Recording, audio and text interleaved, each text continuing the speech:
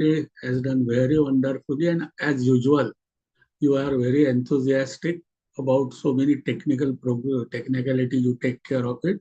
So I express my sincere thanks. At the outset, let us all pray and to Vairagyamurti Sant Gadge Baba, चालतं बोलतं विद्यापीठ, and really because of his enlightenment to our region, the you can say the cultural, educational, and fraternity environment in our region is due to teaching and teaching of such great saints. And as rightly pointed out by Ankit, Dada Saheb Gavai was instrumental in establishment of this university. He was the first person to take up the cause to the assembly session, and during his tenure, along with our local representatives then, he made it sure that Amravati University was formed, and later on, its title was extended to Santa Gadge Baba Amravati University. Let us also say thanks to our Honorable Vice Chancellor, Pro Vice Chancellor, most importantly, Director of MMTTC, Madan Mohan Malviya Teachers Center, erstwhile UGC HRDC Center, Dr. Atik Sir. None other less, let us also give our sincere thanks to Dr. D.T. Ingole Sir, my good friend of mine, and management of Gavai Trust, Kamaldai Gavai College of Engineering, Takshashila Mahavidyalaya, its principal, and Pius Sir, and everybody else, and the, you can say, distinguished and learned participants too. So friends, in our today's session, we will have two parts of our session because it is a almost 180 minutes session, 3-hour session. So I know how it is difficult for listener to keep track continually for 3 hours. For a speaker, a teacher can speak hours together, but a teacher as a listener, it's really very difficult to keep track for 3 hours. So let us have two parts. First part will be of around say 1.5 hours, 50% time, just minus 10 minutes for question answers in first part also. Then we will have 5-10 minutes tea break, and again we will have another 1.25 to 1.5 hours. We will try to stop at, you can say, 5:45 because 10-15 minutes we will require for interactive again in second part also. So this is how we will have two parts. Now first part, I will like to have again two parts of it. First will be how is the evolution of national education policy, how it has got evolved, and what events, national and international, have impact in evolution of this policy, and how our national policy is getting aligned with global concepts of higher education and education, how the methodologically the whole education system is aligned, turned towards internationalization and the benchmark and standards of global standards, we can say. Then what are the fundamental concepts of those policy? What is education as per this policy? What are domains of education? What are different types of education, and how integration is envisioned in this policy? Because understanding the concept of education domain types will only help us the integration of those various types and combining all domains into education system. Now, once those fundamental concepts will be clear, we will have some 5-10 minutes question answer session. If any doubt, if any learned teacher wants to add something more to it, and then we will take 10 minutes tea break. And in next part, we will try to understand various frameworks, as Ankit has very rightly pointed out, national credit frameworks, what is national higher education qualification framework, national skills qualification framework, outcome-based education, learning, curriculum planning, and what is expected in LOCF, that is learning outcome-based curriculum framework. These fundamental concepts are necessary for effective and correct implementation of national education policy. Probably it will also help us to take out doubts about why this policy is there, whether it is good or not, what are the challenges in implementation of it, what is that exactly we can do, what is that we will have to look for statutory organizations, including union government, state government, UGC, etc., AICT. So what are the areas where they will be working? What are the areas without them also we have to work in the interest of our student? So probably it will help us to broaden our views and increase our acceptability towards this policy. So with this brief introduction, let us begin with our discussion. As I was saying, first part, we will have, you can say, a concept of an evolution of national education policy. Friends, you may be knowing our last education policy. It's not that first time any education policy is coming to our country. We have got a good history of various commissions and education policies. Some of them we know. Radhakrishnan Commission was there, Kothari Commission was there, Yashpal Commission was there. Then you can say last education policy was there. And now under Kasturi Rangan sirs, that committee was there. It has submitted the draft, which ultimately got resulted into National Education Policy 2020. Now, what is this journey? You will find that initially the concept was expansion, quantification of education. That was the main motto. They wanted to take education to the grassroots level, and expansion of whether school education or higher education was the main motto initial when earlier commissions were formed. Later on, when particularly Kothari Commission came into existence, it was more about service conditions of the stakeholders related to education. So you say that fifth pay commission, third pay commission, fourth pay commissions. So service conditions became, you can say, the direction. Then in you can say expansion was there, quantity was there, quality was there. The world was getting, you can say, exploded with computers, and computer was the buzzword. So you will find in somewhere 85 or 87, we have started moving towards, you can say, how to use IT information, IT related computerization, and education policy was even addressing those issues. After that policy, within 2 years, we know India went with Washington Accord. And that Washington Accord talked about globalization, standardization, benchmarking.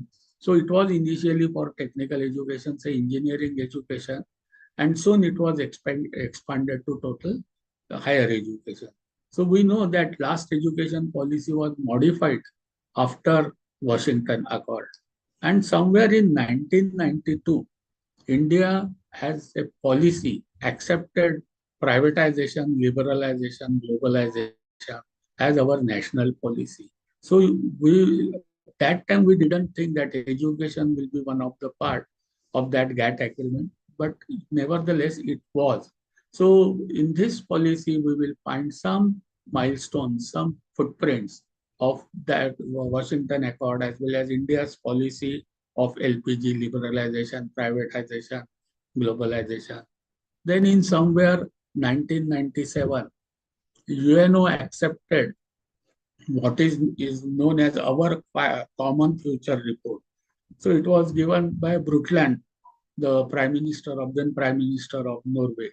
And Brundtland report said the concept of development will be only and only sustainable development, and all countries accepted it as in 21st century, the concept of development will be sustainable development only. And somewhere after once that was accepted, the next conferences and global agreements, such as you can say Johannesburg Declaration, Bonds Declaration, the onus of sustainable development came on the shoulders of education in general and higher education in particular. So sustainable development, accepting the 1717 sustainable development goals. So that was also one of the important aspects while drafting and crafting this policy document. So SDG also had effect in formulating this policy. And finally, the IT revolution, somewhere in 2005 2006, we know all finance sectors, banking, then share market, all critical sectors also were, you can say, touched with IT revolution, and education was also the next, which was required to be, you can say, touched by IT revolution. COVID confirmed it that IT is required for equity and you can say spreading education, taking education to everybody's doorstep. So all these events and you can say are the milestones in evolution of this national education policy. So what is the takeaway from our initial discussion? We have to understand and appreciate that this national education policy 2020 is probably the first policy which is the evolved document since 1985 to 2013-14, finally accepted in 2020. But it has, you can say, it is affected by the process of globalization, by the process of sustainability development, by the process of IT revolution, and the concept accepting 17 sustainable development goals and accepting the onus of implementing sustainability through the concept of education in overall education in general and higher education in particular. So this is how the complete processes are involved in evolution of this policy. So it is a evolved policy. It has got many impacts of global agreement, global happenings. So in a way, national education policy is journey from local to global through national. So one thing is very sure, all our education systems, including school education, formal education, non-formal education, higher education, technical education, they are getting aligned with global standards, global parameters, and it is a process of globalization. So we have no chance of returning back. We have to go ahead only. So once we accept it and go, let us understand before implementation, what is the foundation of this policy? This policy is based on 5 pillars. Now you will find those 5 pillars are related with either sustainability or globalization or quality standard. Thus, the pillars of access and equity, they are best, as well as affordability. Access, equity, and affordability. These 3 pillars are based on concept of sustainability. What is the takeaway? What do we have to take when we implement it in the form of access, equity, and affordability?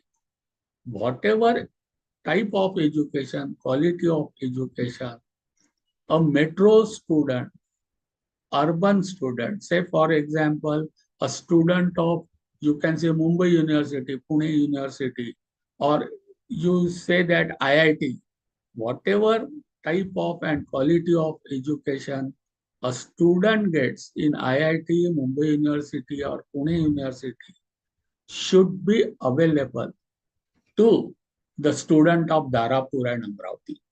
This is what we mean by access equity. That is why, to ensure access and equity, the concept of taking courses like Swayam, which are standardized and made by professors of IITs, or credit transfer, something I want to learn from Pune, Mumbai, I should be able to get from that.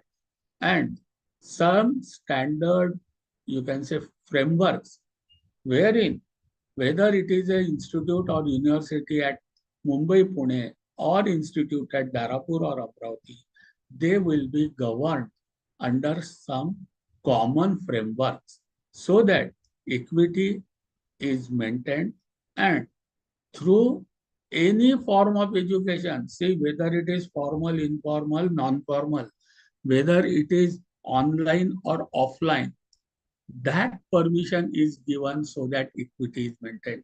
That is why you will find that 40% of the courses can be done on Swayam. Such type of provisions are there in NEP. So access, equity, and affordability. So any education, that is why number of schemes will come, some financial schemes, some economic support, so that a student who is below economic strata or from some, you can say, backward, you can say, class of our society, they should also be supported so that access equity is provided to them. So making it affordable is also one of the important pillar of this policy. Now, another two pillars, quality and accountability. So quality comes from Washington Accord. So is same quality, and that too pursuit of excellence is the path. So earlier policies were on quantity. Now this policy will always give thrust on quality. So it will be certain benchmark has to be pre-decided, some expectations, some expected outcomes are to be pre-decided, and whole process will go to ensure the accomplishment of those pre-decided parameters, outcomes, and they should be measurable. And if there is deviation of whatever is outcome from expected outcome, then accountability will be there and corrective action will be there. So when we say NEP will be implemented, so what are the things will always be guiding principles for us? That access, any student should be able to take, depending upon proven certain, you can say, competencies are proven, then easy access should be there. So that is why you will find whole education will be converted into competencies based education. There will not be any fixed compartment. So compartmentalization will go when we talk about access. When we talk about equity, quality has to be same irrespective of the institute, irrespective of the university.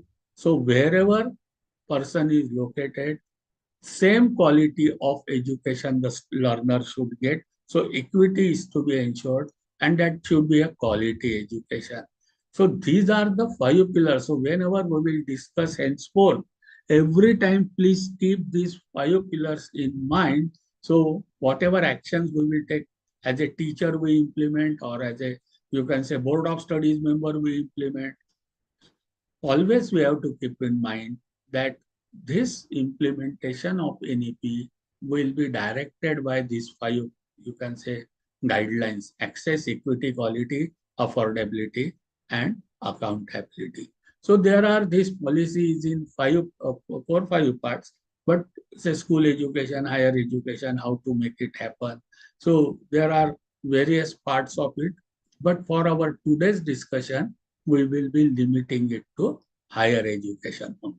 So let us, you can say, take 1 minute, you can say, let us go back and see what we have understood.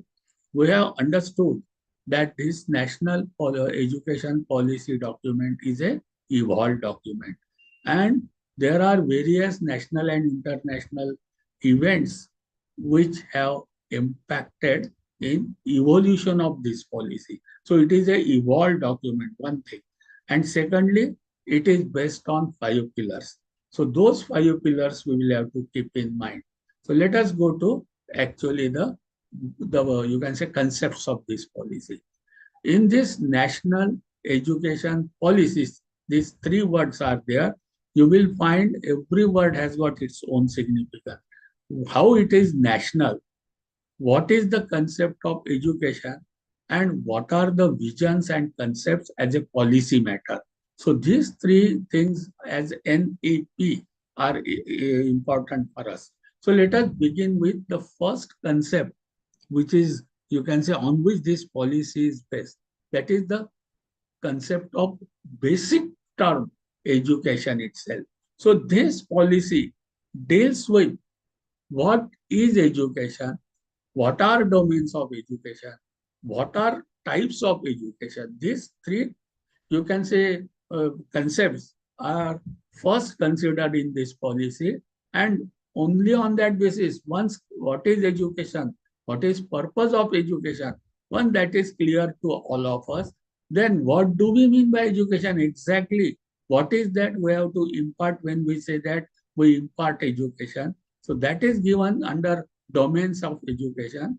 And as I was telling, for access and equity, the airtight compartment or compartmentalization of education is removed in this policy. You can say the background of this policy very clearly says the main weakness of our present education system is very tight compartment. After 8th or 9th only, we say that this student will go only for commerce, this batch of student will not take science and mathematics, they will go for humanities.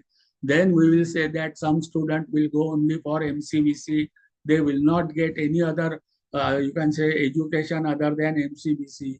Then after 12th we say that okay, some student will go for arts, some will go for commerce, some will go for science, some will go for engineering, and once they enter into arts and humanities, they will not be allowed to learn anything from commerce or from other science subject. If somebody goes to commerce, he will be only tightened with, bounded with commerce only. So this type of system, the study of this committee has shown that this is highly detrimental for country and for the youth. So they have identified present types, various types of education, and they have provided path for flexibility so that integration of those various types of education is envisioned in this policy. So let us understand the fundamental concepts which deals in this policy is what is education, what for education, what are domains of education. When we say we impart education, it means in what domains we have to incapacitate the students, or we have to increase their capacity building is to be done, which are those areas, and how integration of various types. So what are basically types and how integration can be done. So this is the fundamental concept we should understand of this policy. Now, when the policy tries to understand the concept of education, the policymakers or Dr. Kasturi Rangan sir's committee, they have taken holistic view. They have taken Western thoughts, Indian thoughts, and then they have come out with the concept of education in this policy. So they have considered what Socrates has thought of concept of education, what Plato has thought of, Aristotle has thought of, various all, you can say, Western thinkers and worldwide thinkers concept of education they have considered. And finally, the, you can say, considering Western thoughts, Indian thoughts, finally the most accepted definition, or you can say concept of education, which Swami Vivekananda ji also has, you can say, stated, is education is manifestation of perfection which is already individual, already exists within an individual. See, when this concept is accepted as making or for making policy for education, so what we have to understand the important terms of this concept of education. It is said that there is within an individual Some perfections are already there, and through education, its manifestation take place. What is the takeaway for that? Up till now, our education was almost a group education.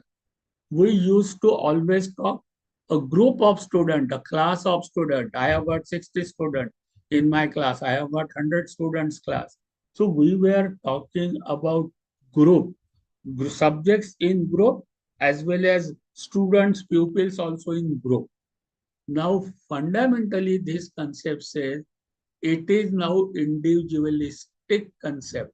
So every individual is special, and you can say with some special attributes, and our system should try to manifest those attributes from individual.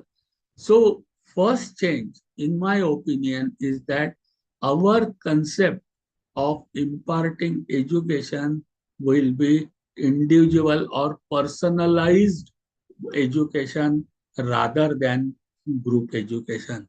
So interest of passion of the person कोणाला कशात गती आहे, we have to understand individual, and whatever are the attributes, what are the specialities of every individual, the education system is expected to first identify those specialities, those attributes, and as far as possible, education should be individualistic, personalized, so that as an individual, a person should be, you can say, supported to help that person to take out whatever perfections are already within that person. So this policy or this definition accepts that every individual is a special individual. There will be something special in every individual, maybe in different forms. So what are in those forms? Either knowledge, attitude, or skills. So that is what this policy first accepts. And what do we mean by we people, the education provider? So education provider's role is a facilitator's role. We have to help individual to manifest those perfection within that individual. So as per this accepted concept of education, we, the role of our teacher gets changed. Earlier, we used to feel that we teach somebody, we preach somebody. And our concept was because we preach, because we teach, the student learn and they become perfect. Now that concept itself is considered to be not correct, and we have to change. Now the concept is, it is not about teaching, it is about learning. So in this policy, you will find at very little place the word teaching is used. Otherwise, everywhere learning, the word learning is used. So our role as an institution or individual henceforth will be a role of facilitator, helper, guide, supervisor, and the role of learner will be more important. So if the system will get, you can say, reoriented from teaching and teacher centric system into learner and learning centric system. So freedom, interest of learner is now will be prime importance. So our role will be what, when we teach, the I, it is not no more important how much classes I have conducted or what I have taught. More important will be what are learning hours for the student and how much the student have learned. So our teachers load, teaching load, contact hours, they will definitely remain there. But now focus would be on learning hours, learners outcome, learners expected outcome. So complete system will get changed from teacher and teaching centric into learner and learning centric. Everything will be measured in terms of learner, and that too not as a group but more towards individuals and personalized. So personalized learning, individual learning will be where ultimately our system will go. So this is the first takeaway from the concept of the word education given in this policy. Now, second is once we have understood that okay, it is the perfection and it is individualized, personalized, and our role to help student or facilitate student to take out those perfection and bring competencies and capability building in that individual learner. Okay. Second is, what do we mean by education in this policy? So as per this policy, education means it is the integration of knowledge, attitude, and skills. What does it mean? In our earlier education system, the more focus was on information and knowledge. So they called it as academic education. So you will find our most of the education was directed toward theories, principles, and information and knowledge component, you can say on that. Assessment was also on those basis. What are various theses? What are various principles? What are various, you can say, theoretical part of, and what are various sources of information? So system was, you can say, moving around knowledge or information. But now this policy says it is not sufficient. It has to be a blend of integration of knowledge, skills, and attitude. So, what is the takeaway for us? Henceforth, when we say let it be school education or college education or PhD education, it will have blend of three domains: knowledge domain, skill domain, and attitude. So the takeaway from this, you can say, discussion is number one, education will be facilitation of, it will be personalized, individualized, and with the system, education institution, with the teachers, our role will be the facilitator's role, and we will help students to manifest their attributes and their perfection. And it will be completely learner-centric system. It will take deviated from teaching or teacher-centric system. So learner, when we talk about load, it will be more about learning hours, learner's academic load rather than teacher's load. So how many periods I have taken will not that much matter.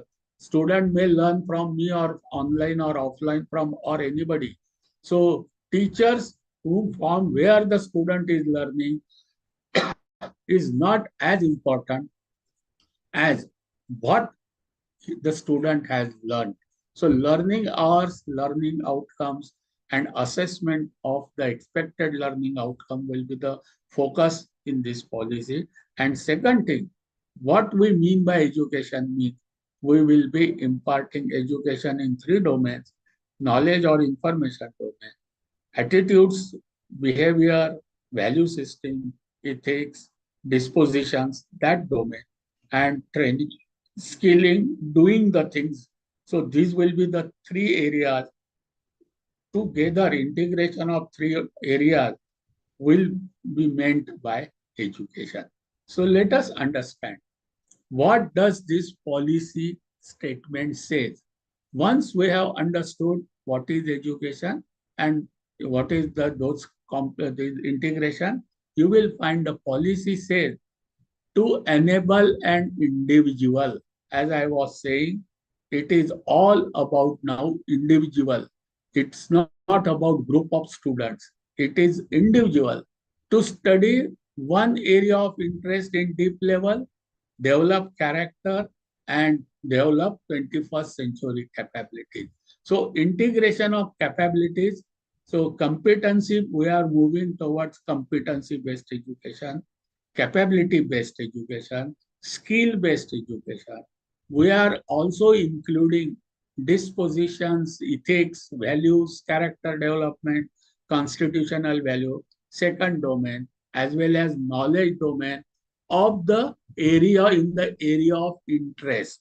So individuals' interest will be kept in mind. Integration in these three areas will be, and it will be multidisciplinary across range of disciplines: science, social science, arts, humanities, languages, professional, technical, vocational subject. So student will be offered with baskets, and the student will choose some of the subject as per his choice from various baskets, and we have to design syllabi and a system in three areas: knowledge, skill, and behavior. So this is what is the clear statement given by policy, NEP policy. Now, second question is there, or it is a mandate for we the teacher. What is that mandate? What for we are giving education? What is the purpose of existence for institute or even individual teacher? What for we there or there? See the fifth pillar, accountability. What for we will be held accountable? It states that education system must prepare student for three things: meaningful and satisfying lives.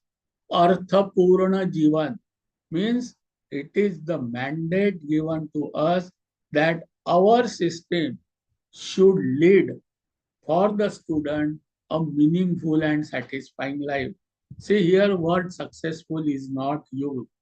यश आणि सुख त्याच्यात अंतर असतं.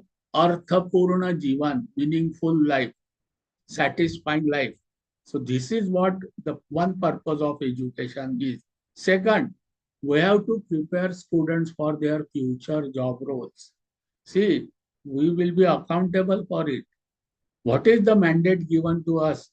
That if the student takes admission after 12th in my first year, I have to understand what are the different roles the student will enter after passing from me.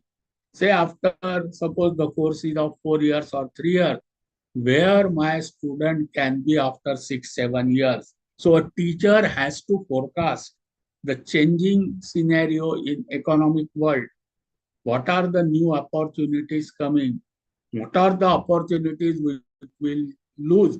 Everybody knows that after integration of artificial intelligence in complete field of economy, many job roles will disappear. So we the teachers, we the institution, we the university are expected to forecast what will be the job roles my student will be having after 6, 7 years. And we have to prepare our student for those job roles. So if up till now, what is the condition? We say that I have taught nicely, student has got degree.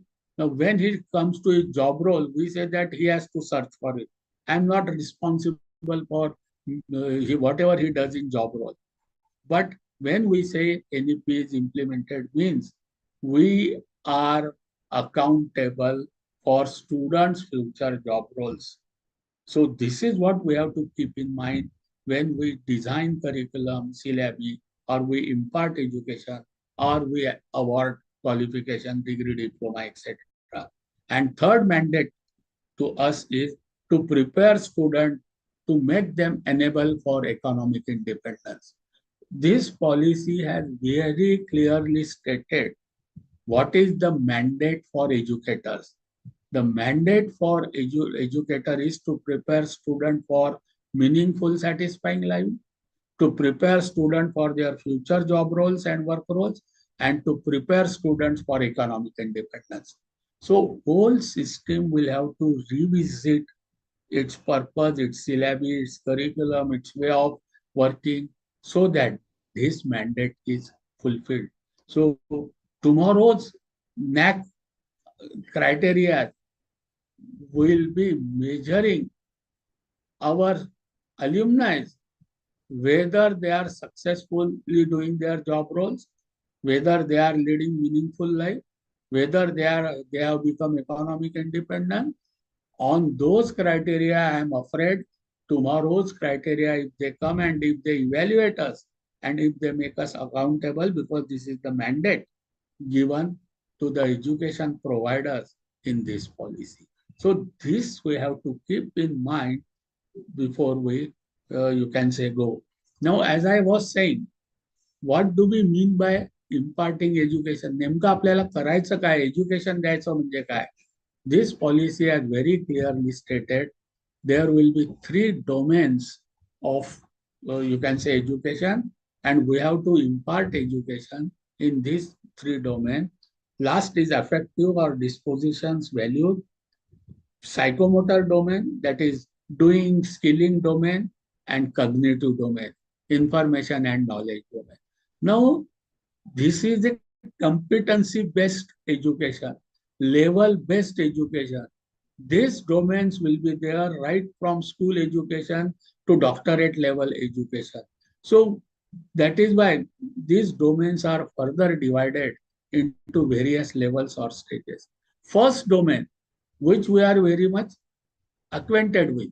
Up till now, for years together, we are providing education, means we are providing this knowledge domain, cognitive domain. It is information, understanding, thinking, that type of domain. So this domain consists of, you can say, 7-8 steps.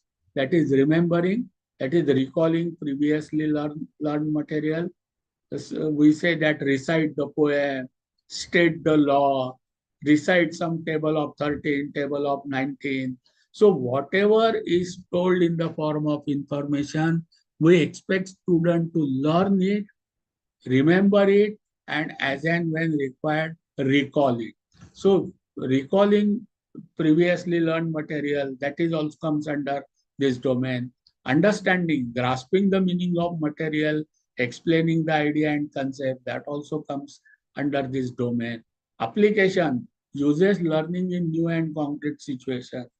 Breaking down the information in parts to explore understanding both the content and structure of material. Evaluation, justifying the decision or course of action, judging the value of material for the given purpose, and finally formulating the new structure from new pattern, from existing knowledge and skill. So all this comes under the domain of education, and they are leveled under various stages. Now, another thing we should understand for this knowledge domain, there are 2 types of knowledge. One is descriptive knowledge and second is procedural knowledge. Descriptive knowledge means something knowing that. We know that Earth revolves around the sun, but we do not verify it. We accept it. So large part of our cognitive domain knowledge is presently on descriptive knowledge. We know there are various laws, various principles, various theories, and we accept those. That is known as descriptive knowledge. But now, when this type of knowledge, even though it is appears factual, henceforth the focus will be not merely remembering this fact, but ability to reason why these facts are true. So even for descriptive knowledge component, our approach will be to develop the ability of the learner, of the student, to reason out why the principles are true, why the laws are true. So questioning why, that type of thing is expected even for descriptive knowledge. Second is procedural knowledge, knowing how, means how to communicate, how to think critically. So this also, even though it comes under skills also, it is in dual area of skill as well as knowledge domain. So here, problem solving, reasoning, critical thinking, effective communication, these capacities are expected to be developed in student in this policy. Now, as I was saying, all these 6, 7, 8, you can say stages, they have structured in a form which is known as Bloom's taxonomy. So remembering, understanding, applying, analyzing, evaluating, and creating, generating new ideas. Remember, friends, even this cognitive education, information education, from remembering to creating, this is divided into these stages. And stage-wise, you can say level wise competency is are expected in this education. So whole education system is converted into level based education system, competency based education system, and for knowledge domain there will be giving education in three domains.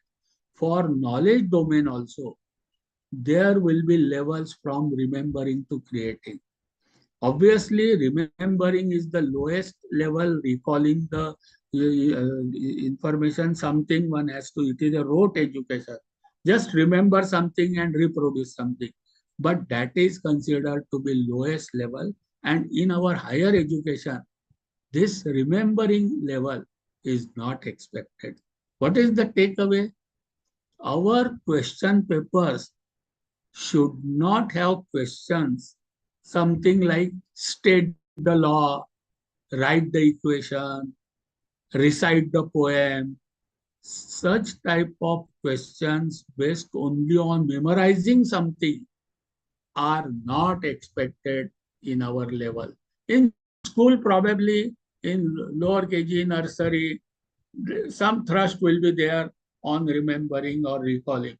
But recalling or remembering is considered to be the lowest level in cognitive. Even understanding, we generally ask in our class, have you understood? This question is very common, which we ask. As in this policy for higher education, is understanding not important? Yes, it does.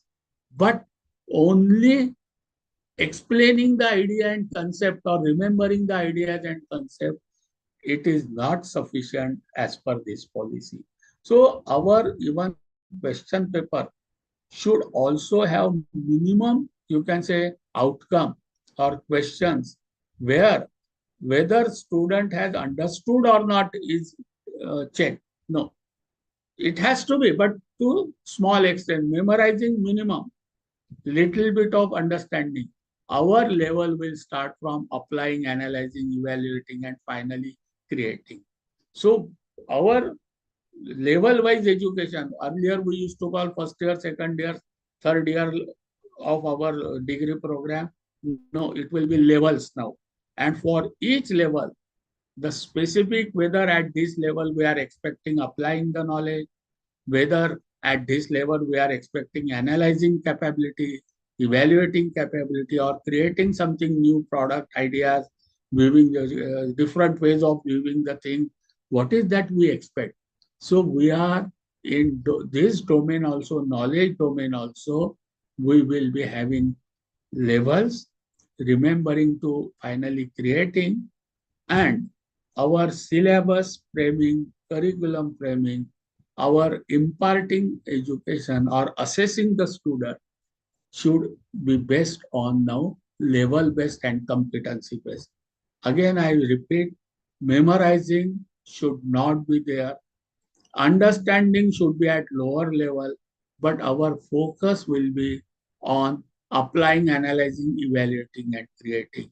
So when we will design syllabus, curriculum, we will impart or we will assess, we have to keep in this mind, this is what is expected in NEP. Now, second domain is doing something the student should be have ability to do. It is known as psychomotor domain. Again, this consists of 7 stages. Perception, that is senses clue that guide the motor activities. As for the kid, we say that, okay, repeat something, say something when guests come, or say namaste. So we guide and the child perform. So that type of things is the perception. Set, get, set, go. Set mentally, emotionally, making the student ready to act. Guided response, it imitates and practices in discrete steps. So whatever we do, the children will do. So in say first year practical, teacher demonstrate how to perform, how to do, and the student repeats whatever is taught, is practiced just like sports also. So these are the basic, you can say lower level of psychomotor domain. perception set guided. What is expected in our case is mechanism, complete overt response, adoption, and organization. Finally, student should be able to create new pattern for specific situation. That type of skilling we are expected to take student up to. So here also in psychomotor domain, doing that is skilling domain, there will be 7 levels: perception, set, guided response, mechanism, complete overt response, adoption to organization. And as the student progresses from first semester to final semester, our psychomotor domain, that is practical subject, experimental subject, we have to design, deliver, and you can say assess, so that which rising level, the level in skilling also goes on increasing. That is what will be expected when we say we are implementing NEP. Now, this psychomotor domain, you will always come with two terminologies. One is skill, that is capacity, and other is competency.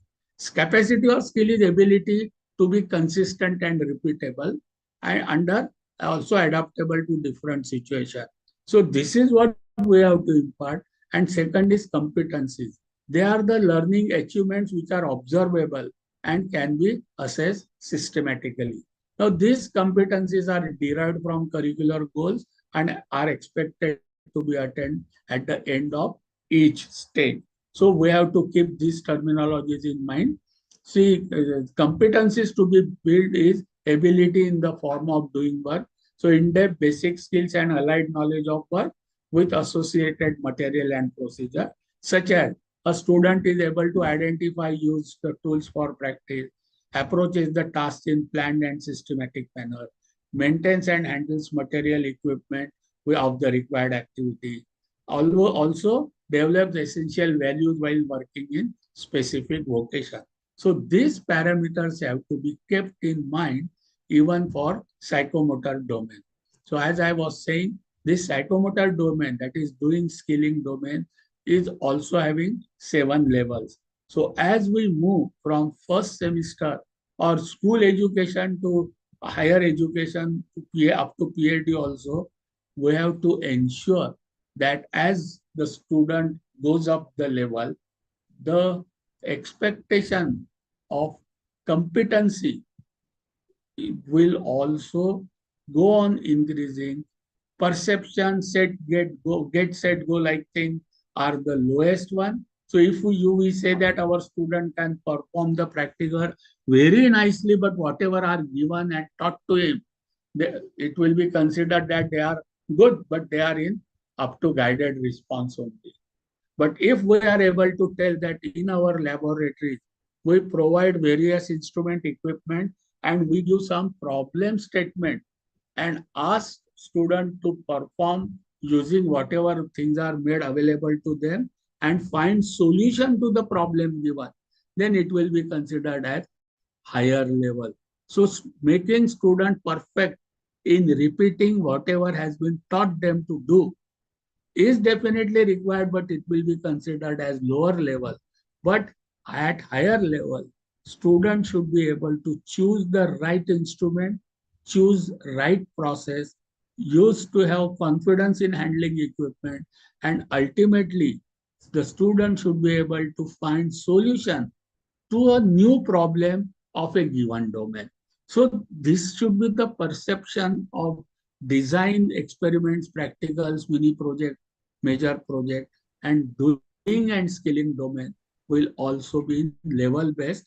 And when accountability will come, it will be related with the expected learning outcome for that given level. So this is the big change in concept of imparting.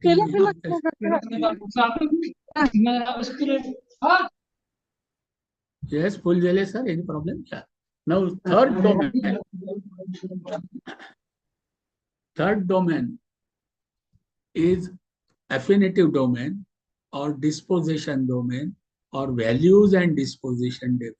See, values and dispositions need, they are, you can say, strong motivation in addition to knowledge and capacity. So values and dispositions are sources of motivation. In our day-to-day life also we find that many times we say that that teacher is very competent, very knowledgeable, but he lacks inspiration. He doesn't do the class to the expected level. Students also say that my teacher is very knowledgeable, he knows many things, but he does not teach us properly. It is because of lack of motivation. And the studies show that values and dispositions are the sources of motivation. So we have to impart those things in our students also. Values are the beliefs, what is right and wrong, while dispositions are attitudes and perception that form the basis of behavior. Again, there are levels for this type of domain also, such as receiving, that is selectively attends to simile. In our children, this receiving, you can say, level is there. We try to tell our children to do something which is value based.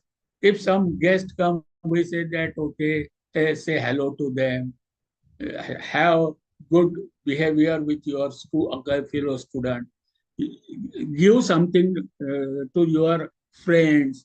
So we try to inculcate that habit of, you can say, sharing the thing. So all those things are receiving, responding, valuing. Those are definitely part of value system, but those are lower levels. Higher level will be organization and internalizing. So when we will design curriculum, this domain is important now. Our curriculum will definitely have three domains. One will be knowledge domain, second will be skill domain, and third will be affinitive, that is values and disposition. So when we will design curriculum for first semester or final semester, we have to keep in mind that even this domain is level based. So for final semesters, we have to ensure that valuing, organizing, and internalizing those attributes are developed in our student. While for initial lower semesters, we may say that receiving, responding, and valuing will be the levels for which we will impart the things to our student. But to take again this affective domain, that is feeling, attitude, behavior, these five levels will be there, and we have to ensure that as the student goes up from first semester to final semester, our inputs in this domain should be going from receiving to finally internalizing the values. And we have to impart, we have to evaluate, and we have to ensure that these attributes are, you can say, embedded in our student. This is what now education will be. So just taking 1 minute of whatever we have discussed, we have discussed what is education. So it will be personalized, individualistic, and facilitating individual to take out best from him. We know what do we mean by education. So it will be complex of knowledge, skill, and आवाज behavior. आला sir रोक द्या ना म्हणे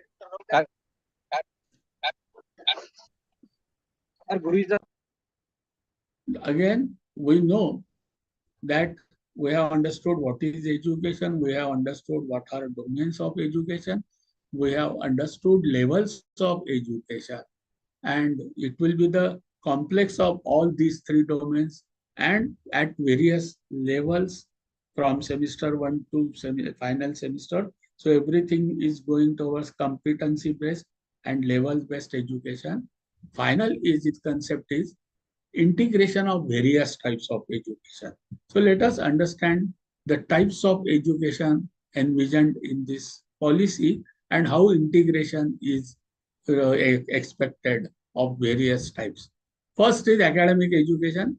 That is, it focuses on information knowledge domain. Means our up till now, what type of education we had? We had academic type of education. Now, vocationally means it is the you can say a complex of knowledge, attitude, skill for a particular occupation. Keeping particular occupation in mind, when attributes are developed in a student, we call it as vocational education. We are preparing the student for particular vocation or particular occupation. Now, this vocational education, how it is different from academic education? This vocational education linkages the knowledge and skills for specific practical challenges and work situation in the economy. And it aims for students to acquire defined set of practical competencies in specific areas of work. So that is what is vocational education. Professional education is obviously, it is just like medical education, law education, engineering education.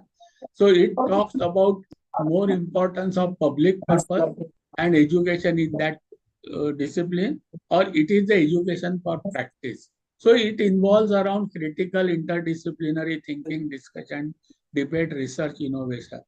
And technical education, it is about degrees and you can say diplomas in engineering, technology, management, architecture, etc. So now NEP envisages, you can say, integration of these various types of education. So vocational education should be integrated with academic education. There should be provision for interdisciplinary education. So this NEP up till now, education was in compartment for each type of education. Academic education, BA, BCom, BSc, it was more towards theoretical background, principles and academic part, little of skilling. Engineering had balance of skilling and you can say academic education. Similarly, value education was also a little bit having less component, but now it will be the blend of academic, vocational and value education for any stream. So you can say type of education, it is very difficult. Engineering education will have humanities component. You may be knowing that IITs has also started humanities department in their campuses. So NEP envisage integration of these various types of education. Now, what is the major reform expected in implementation of education? See, it is very clearly, direction is very clearly given for us for curriculum development.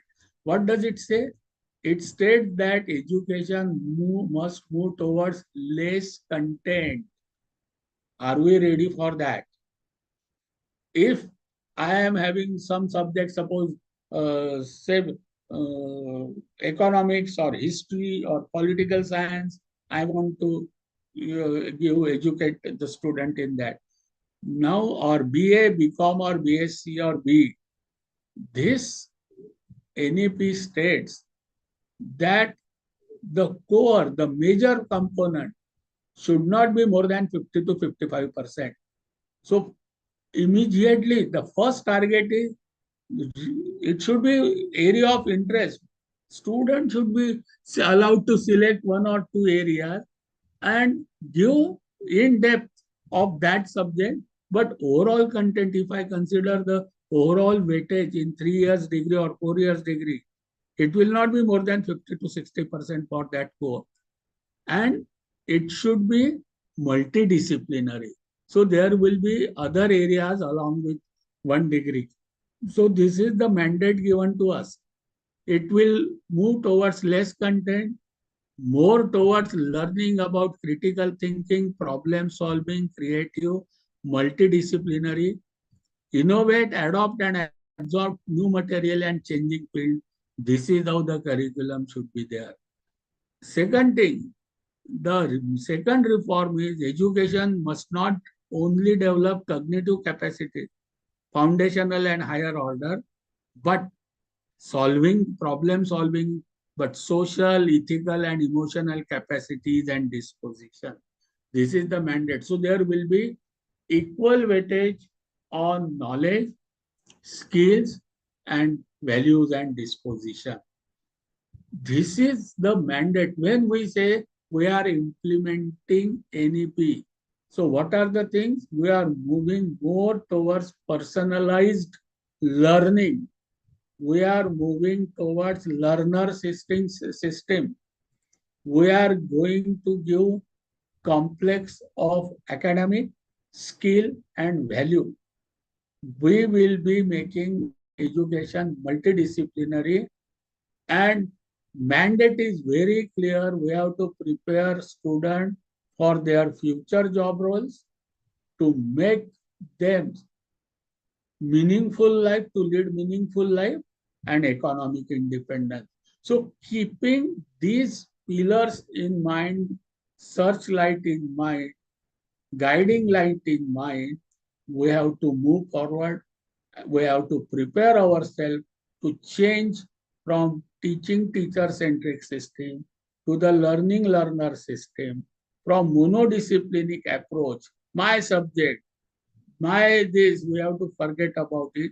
It will be more of multidisciplinary. It will be more focused to our area of interest of the student, and ultimately it will be competency based and level based education. This is what is the, you can say, concept of, you can say, NEP. Now once we understand this concept, then we can, you can say, go into various common frameworks, because all of us will be governed and working under common framework. So equity and access, let the university be from Mumbai, Pune or Srinagar or Chennai or Amravati, everybody will be operating under certain common framework. Let it be any institute at Mumbai, Pune, Chennai, or Amravati or Dharapur. All of us will be operating under certain common framework. Let it be a teacher from anywhere. We will be guided by common concepts of curriculum. I'm not saying uniform curriculum, but framework is same. Under that, our flexibility is there. So learning levels, expected outcome, expected method of assessment and imparting education, mandate why we are imparting education, why student is learning. These things are what are expected when we say that student is a graduate. What is expected? So it will be common for everybody. So to bring those attributes, everybody of working under certain common framework. So before we try to understand those common framework, let us quickly review what we have done in our first part. We will have some break if any questions are there, or tea break, and then after 10-15 minutes we will again meet. So what we have understood is evolution of this policy from 1985 to 2020. What are the various things happened, and how this journey is from local to global through national. We have understood the pillars, so everything, whatever we do, we should be based on one of those 5 pillars, like access, equity, quality, affordability, accountability. So those things will be common. Everything will be based on that. We have understood it. Education means manifestation of perfection in individual. So approach will be personalized, individualized, and whatever is perfect in that individual, it is expected that we help him to take out. So system will move from teacher-centric, teaching-centric to learner-centric. Then we have understood education will be in 3 domains: cognitive, skilling, behavior, and we have understood that we will be more moving towards competency and level-based education. So this is what we have understood from the fundamental concepts of National Education Policy 2020. So if any question, I will request, if anything, somebody wants to add, because all are learned people. So something they may be knowing more than what I have tried to deliver. So please add about this fundamental concept. If any query, if anything, anybody wants to interact, let us give 5 minutes for that. Then we will have a break for 10 minutes and again reassemble.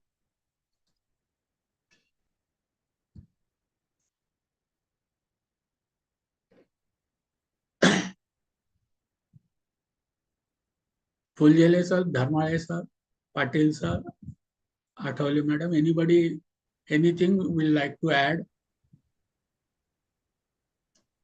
Anybody will like to know something more?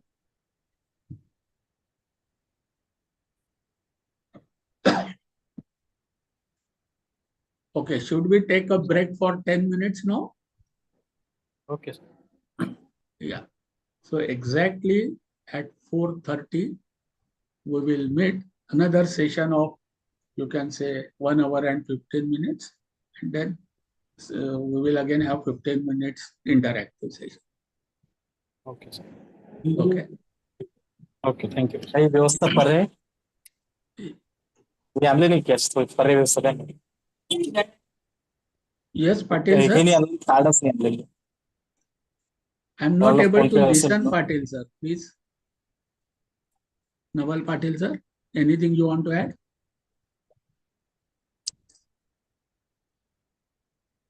एक minute. Okay. Let us take 10 minutes break now. Thank you.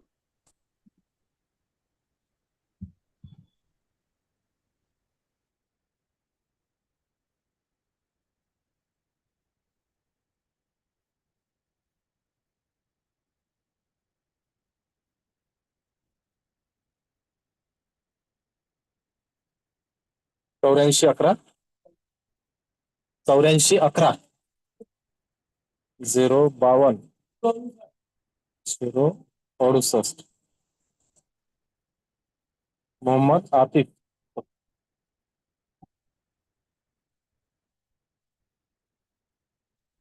700 ते बदलण्याचं काम नाही पडलं ना ते हे काय त्याचं okay आहे ना सगळं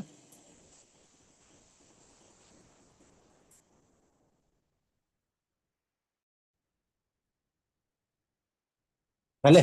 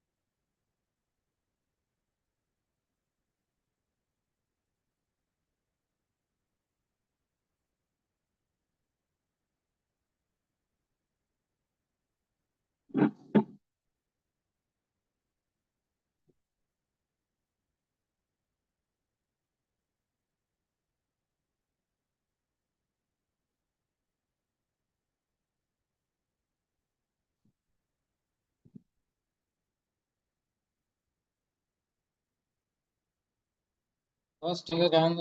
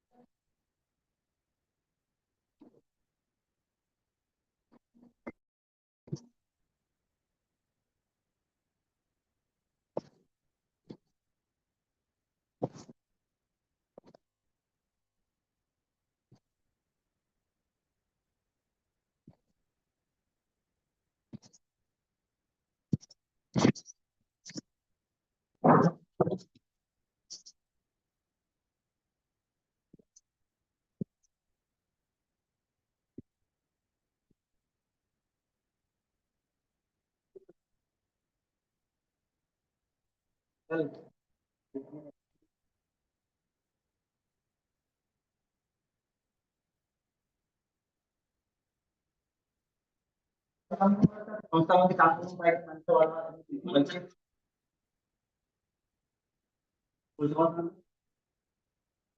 मायक्स काय बोलतो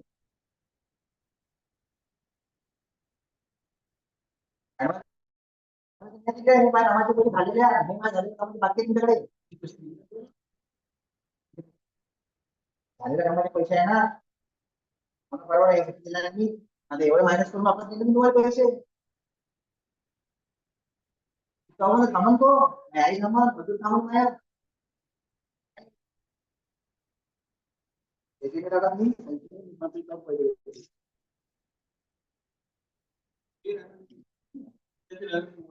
पैसे भेटेपर्यंत काय झालं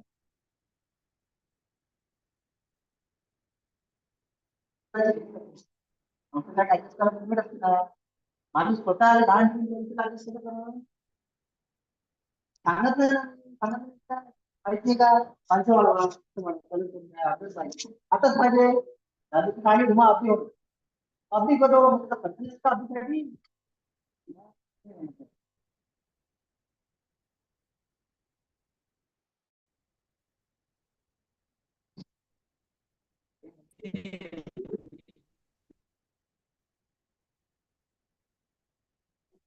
मराठी इंग्लिश मध्ये बोललो का मी हे पैसे तेवढे मी म्हटलं त्याच्यातून 43,900 मायनस करून मी घे म्हणजे मला उलट बोलतो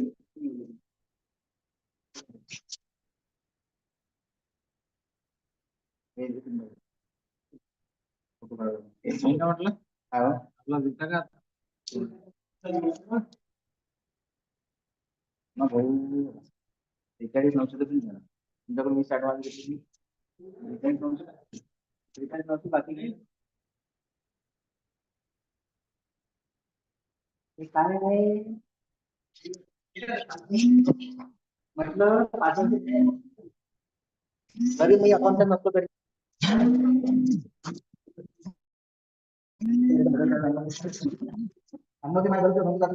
त्याच्यासाठी तर जे काही तूच बनव झाले तूच बनव हे तूच कर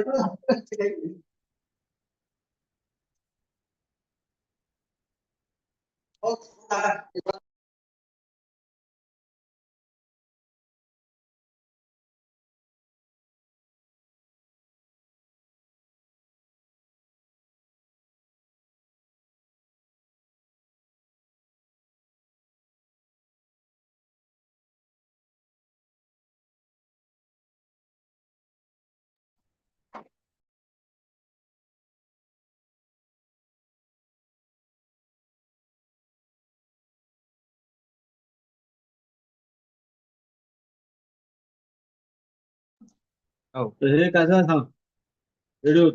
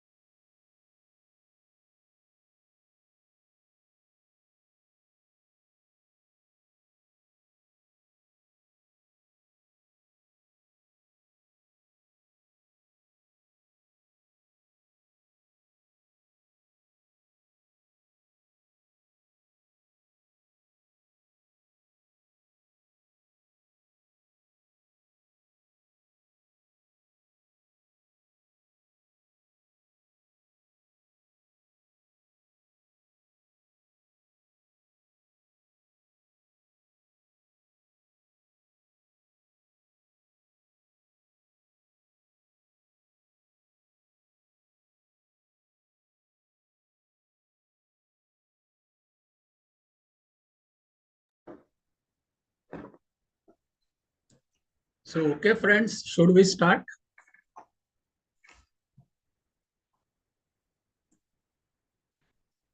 Hello. Are we ready?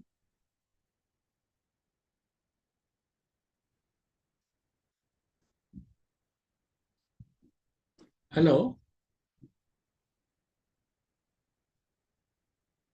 Should we start? I do not know. Dharmale sir? Dhumale sir? Hemant sir. sir? Should we start? Yes, sir. Yes, sir. Okay. So let us begin. So we have, in first part, we have understood evolution of education policy, concept of education, various domains, types of education, how integration of education is expected, mainly integration of vocational education into academic education. We have understood competency-based education, and we have understood level-based education. So these are the few guiding pillars on which the complete curriculum and working will be there. We have also understood that NEP is in a way journey from local to global. So since it is a flexible and you can say type of system wherein students can earn their degrees, diplomas as per their choices from various, probably even can learn from various places also. So that type of flexibility is expected.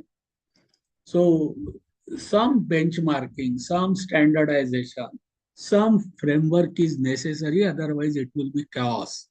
So one thing is very sure, that every institute, every university will be governed under certain common framework. So we are flexible, we are free, we are autonomous within that framework. So let us understand those common frameworks which will be there for each of us, whether we are located at Jammu Kashmir or Chennai or Amravati. So wherever we are, we will be governed under certain common framework. So importantly, today we will discuss three important frameworks.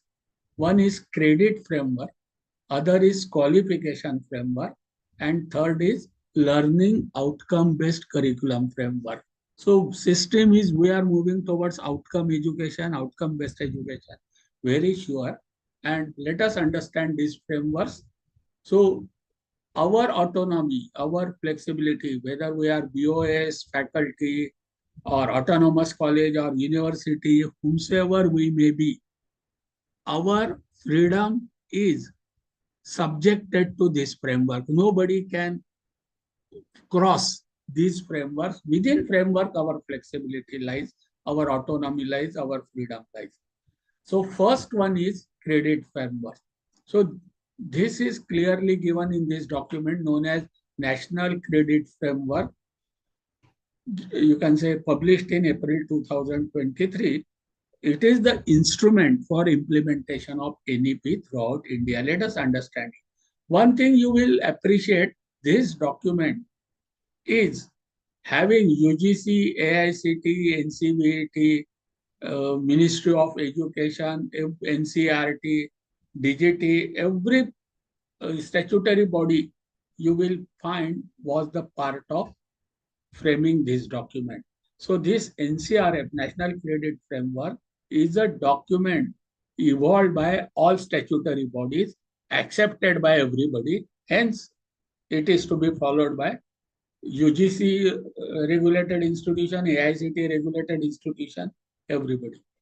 Now, this credit framework is, you can say, based on some basic principle. So instead of marks, it focuses on the term credit.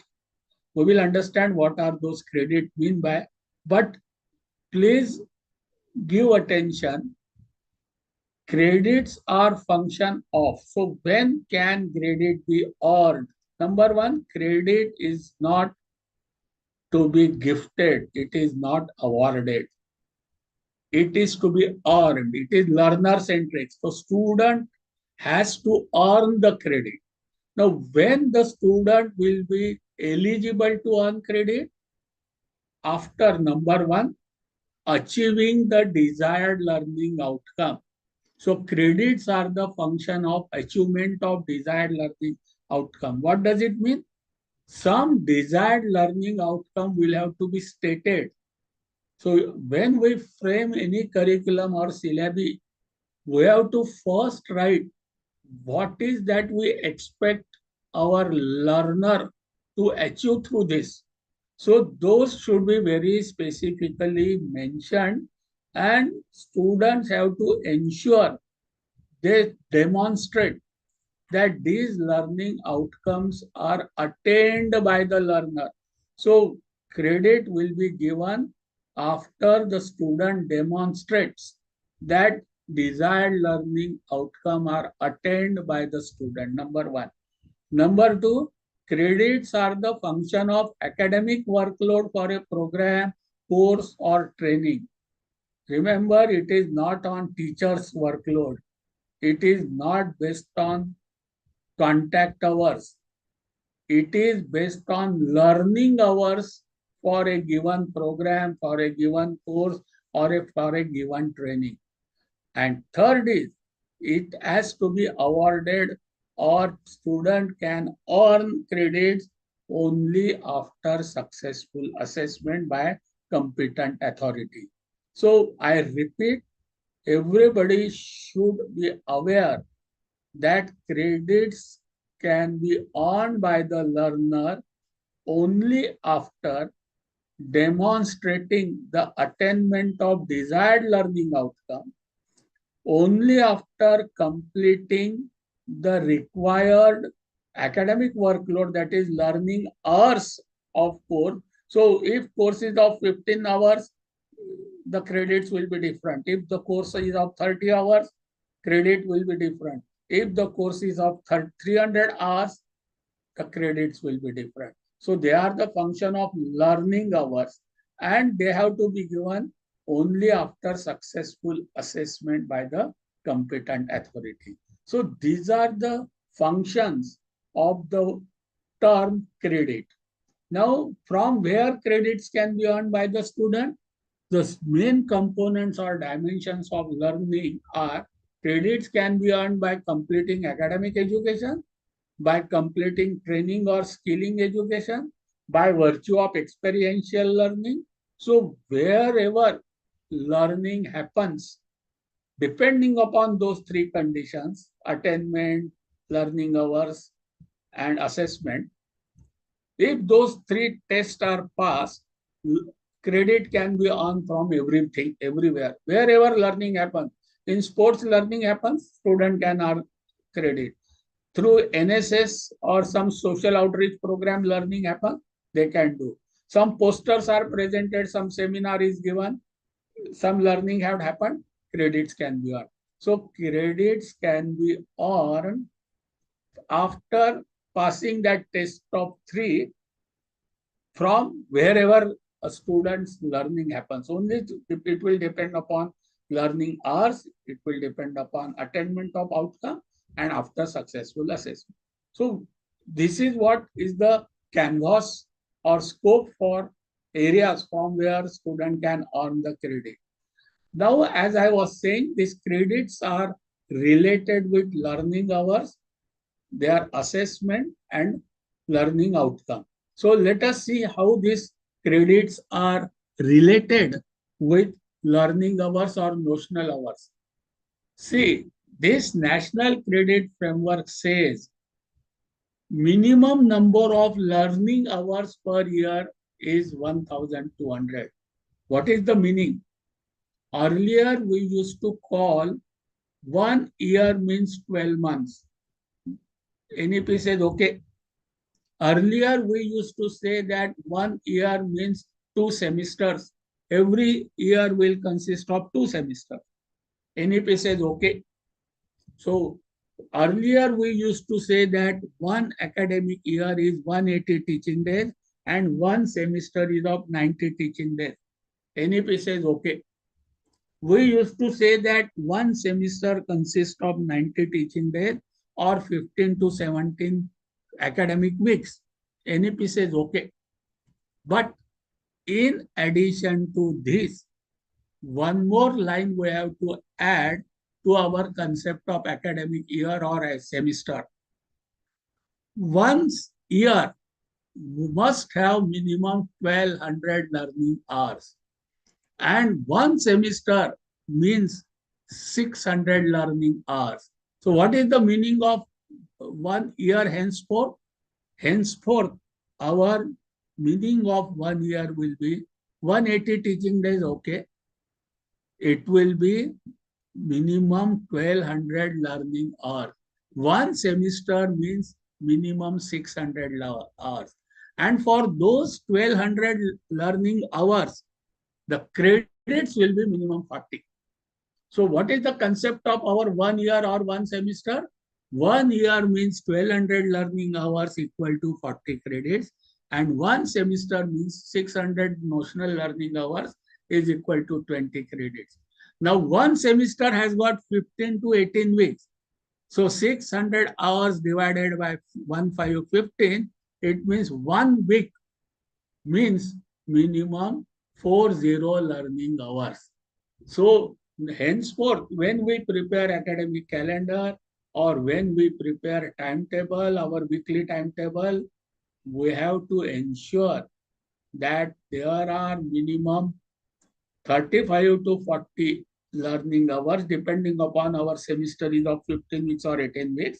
So our academic calendar which university gives, and we prepare our academic calendar based on university calendar, must show minimum 15 to 18 weeks of learning and minimum 35 to 40 learning hours per week. This is the meaning of our 1 year. And if our calendar, our timetable is of 35 to 40 learning hours, our semester is of 600 minimum learning hours, then our semester will have minimum 20 to 22 credits. So it is essential to follow one academic calendar year means our academic equal to 1200 learning hours is equal to 40 to 44 credit.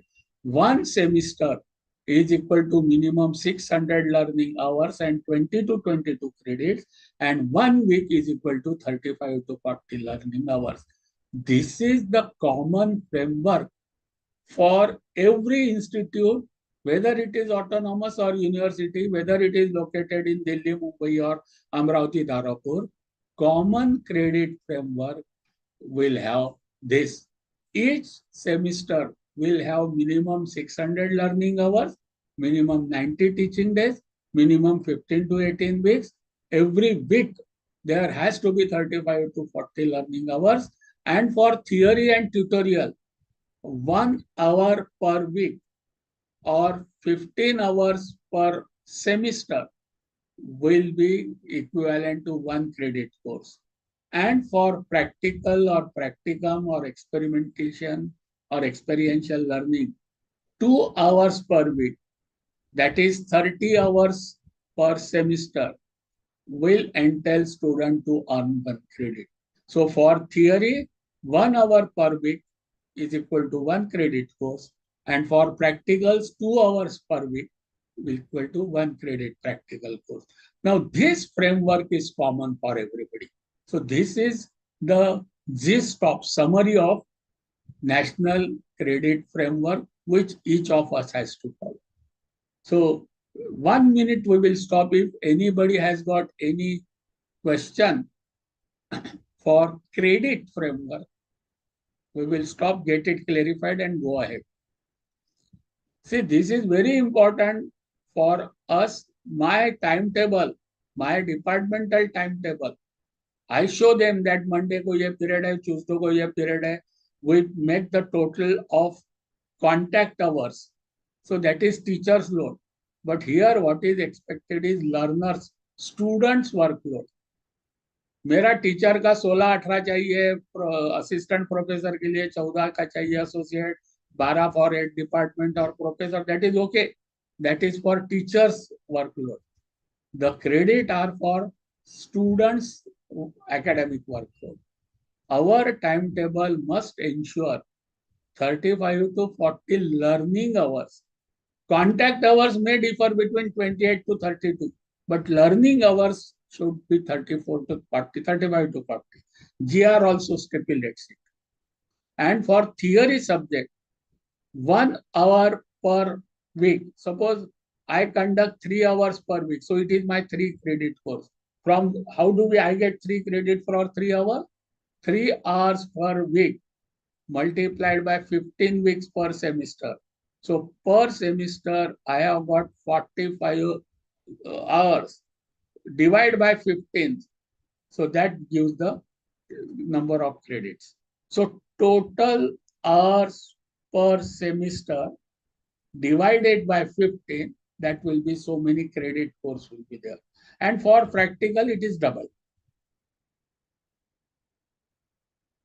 We will wait for 1 minute. If anybody has got any question on credit, we will discuss. Else, we will go to next credit and curriculum.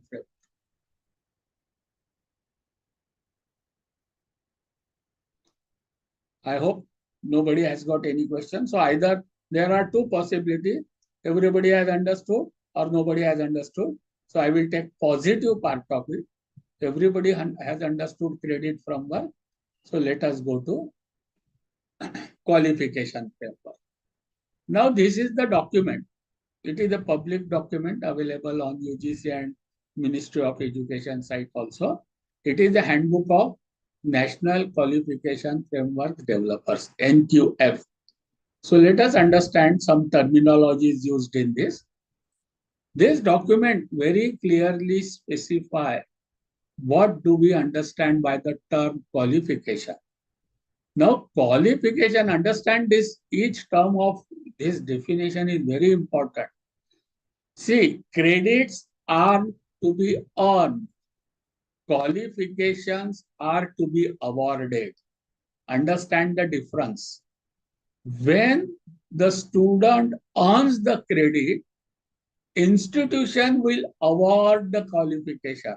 So qualification is something which is awarded when after assessment and evaluation of learning levels, we are going towards competency-based, level-based, learner-centric system. So learning level is to be assessed by whom? By competent body. So say presently university is competent body. Autonomous college is competent body. For internal assessment, institution or college is competent body. So competent body is to be defined by statutory body. What they will do? What is their mandate for assessment? Assessment will determine achievement by the student of the expected learning outcome to the given standard. Each word is important. Now, given standard is related with the level. For each level, some standard is given. Now, that is aligned with global standard. So, level will be there. For each level, some standards will be there. Some specifications will be given. Some expected learning outcomes will be given. So, award will be given only the competent authority assess and evaluate and confirm that students have demonstrated the achievement of learning outcome of a given standard mapping with that level, then award will be given and that award will be called as qualification. Now this qualification will also be aligned with academic credit system. So now when qualification will be given? When the student earns some academic credits, we have already understood credit is having three, you can say, really functions. The qualification will be awarded when after assessment and evaluation, the students have demonstrated the attainment of defined learning outcome. So, attainment of defined learning outcome, definite academic workload, that is learning hours for a given chosen program, will be mapped with the qualification. Now, let us again repeat. Qualification is mapped with level. Qualification is mapped with attainment of learning outcome of a given standard to that level, and qualification is given after student has completed stipulated learning hours. So these qualifications are related with learning hours, levels, achievement of to the given standard. So when these things are met, a qualification will be given by competent authority. So this is very clearly defined. What do we mean by qualification? Now, these qualifications are structured in a definite way. And that structuring of those qualifications is known as qualification framework. So we have understood what is qualification. Now, after qualification, we are trying to understand the term qualification framework. So it is a way of structuring existing and new qualifications. Now, which qualifications are how? They are defined, they are dimension, their attributes are very clearly given by learning outcome, reflecting the graduate attributes, learning outcome, course learning outcome. So that is certain statements, what the learner is expected to know, understand, able to do, or demonstrate on successful completion of program. So this structuring of awarded qualification is known as qualification framework. Now this structuring is done like a pyramid, such as certificate, diploma, bachelor's degree, 3 years bachelor degree, 4 years bachelor degree, master's degree, doctoral program, so doctoral degree. So pyramid from certificate to PhD, that pyramid is known as framework. So we have understood what is qualification, we have understood what is qualification framework, and these qualifications and framework will be in 3 domains. Domains will be of knowledge, skill, value, attitude possessed by the individual. Remember one thing, individual student, personalized individual learning is the direction or mandate of NEP. And more important is acquiring this attribute is more important than modes of acquiring them. So understand, friends, one thing, whether students acquire these attributes in offline way, that is by sitting before me, or online mode, or through experiential learning by taking actually by doing job and learning the things, whether through formal mode or informal mode, modes of acquiring is not important, but possession of these attitudes, these attributes is important for awarding the qualification. See, this clearly opens many avenues. We as a teacher, we as an institute should understand now that student can learn either from the teacher in the classroom, in the same institute, or he can learn same thing from Swayam or recognized some platform, or through some other institutions, or through experiential by doing actually working on certain job. So wherever avenues are available for that learner, student is free to learn it everywhere. But the testing, assessment, evaluation will be more important or equal important. So demonstrating the attitude will be more important than mode of learning.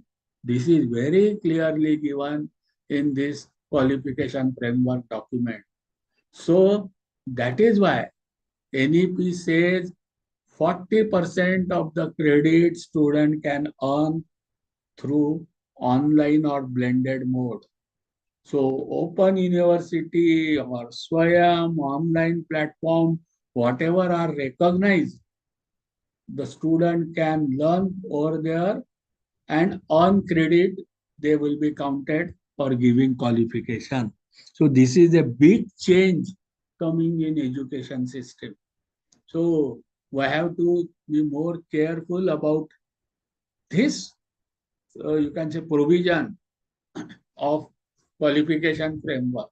Now we have understood what is qualification. We have understood what is qualification framework. Let us understand the term national qualification framework. Now, national qualification framework is an instrument for classification of qualifications according to a set of criteria for specified levels of learning achieved, level and achievement to that level, which would integrate and coordinate the qualification from each education and training sector into a single comprehensive qualification framework. This is what I've always tried to impress upon the participant. See, complete qualification framework is single qualification, comprehensive qualification framework for all the universities, for all the institutions. See, what does this very clearly state? Now, whether qualification is from education sector or training sector, so means vocational education or academic education, it will not matter. They will be integrated and coordinated into single framework. So student can earn something from vocational education, something from academic education, something from actual internship and experiential learning. Everything will be integrated into one national framework, for one comprehensive qualification framework. So, and this single comprehensive qualification framework is national level. So where you are located is now immaterial. So whether you are in education sector, training sector or skilling sector, immaterial, your credits will be counted, that is by academic bank of credit into existence. So complete earning of credit from various sectors. Only thing that will be assessment evaluation by competent authority. It should be level based and it should be mapping with the expected learning outcome. Very clear specifications are given for each level. Next, we will understand those specifications only. So those are very clearly given. So all under that framework, a student can earn from any type of education, academic education, vocational education, skill education, experiential education, internship, or apprenticeship. So, irrespective of the sector, what is more important is attaining the expected learning outcome. That is more important, and assessment and evaluation is by competent authority is very important. Once credits are earned under this comprehensive framework, qualification will be awarded. So credits are to be earned, qualifications are to be awarded. It should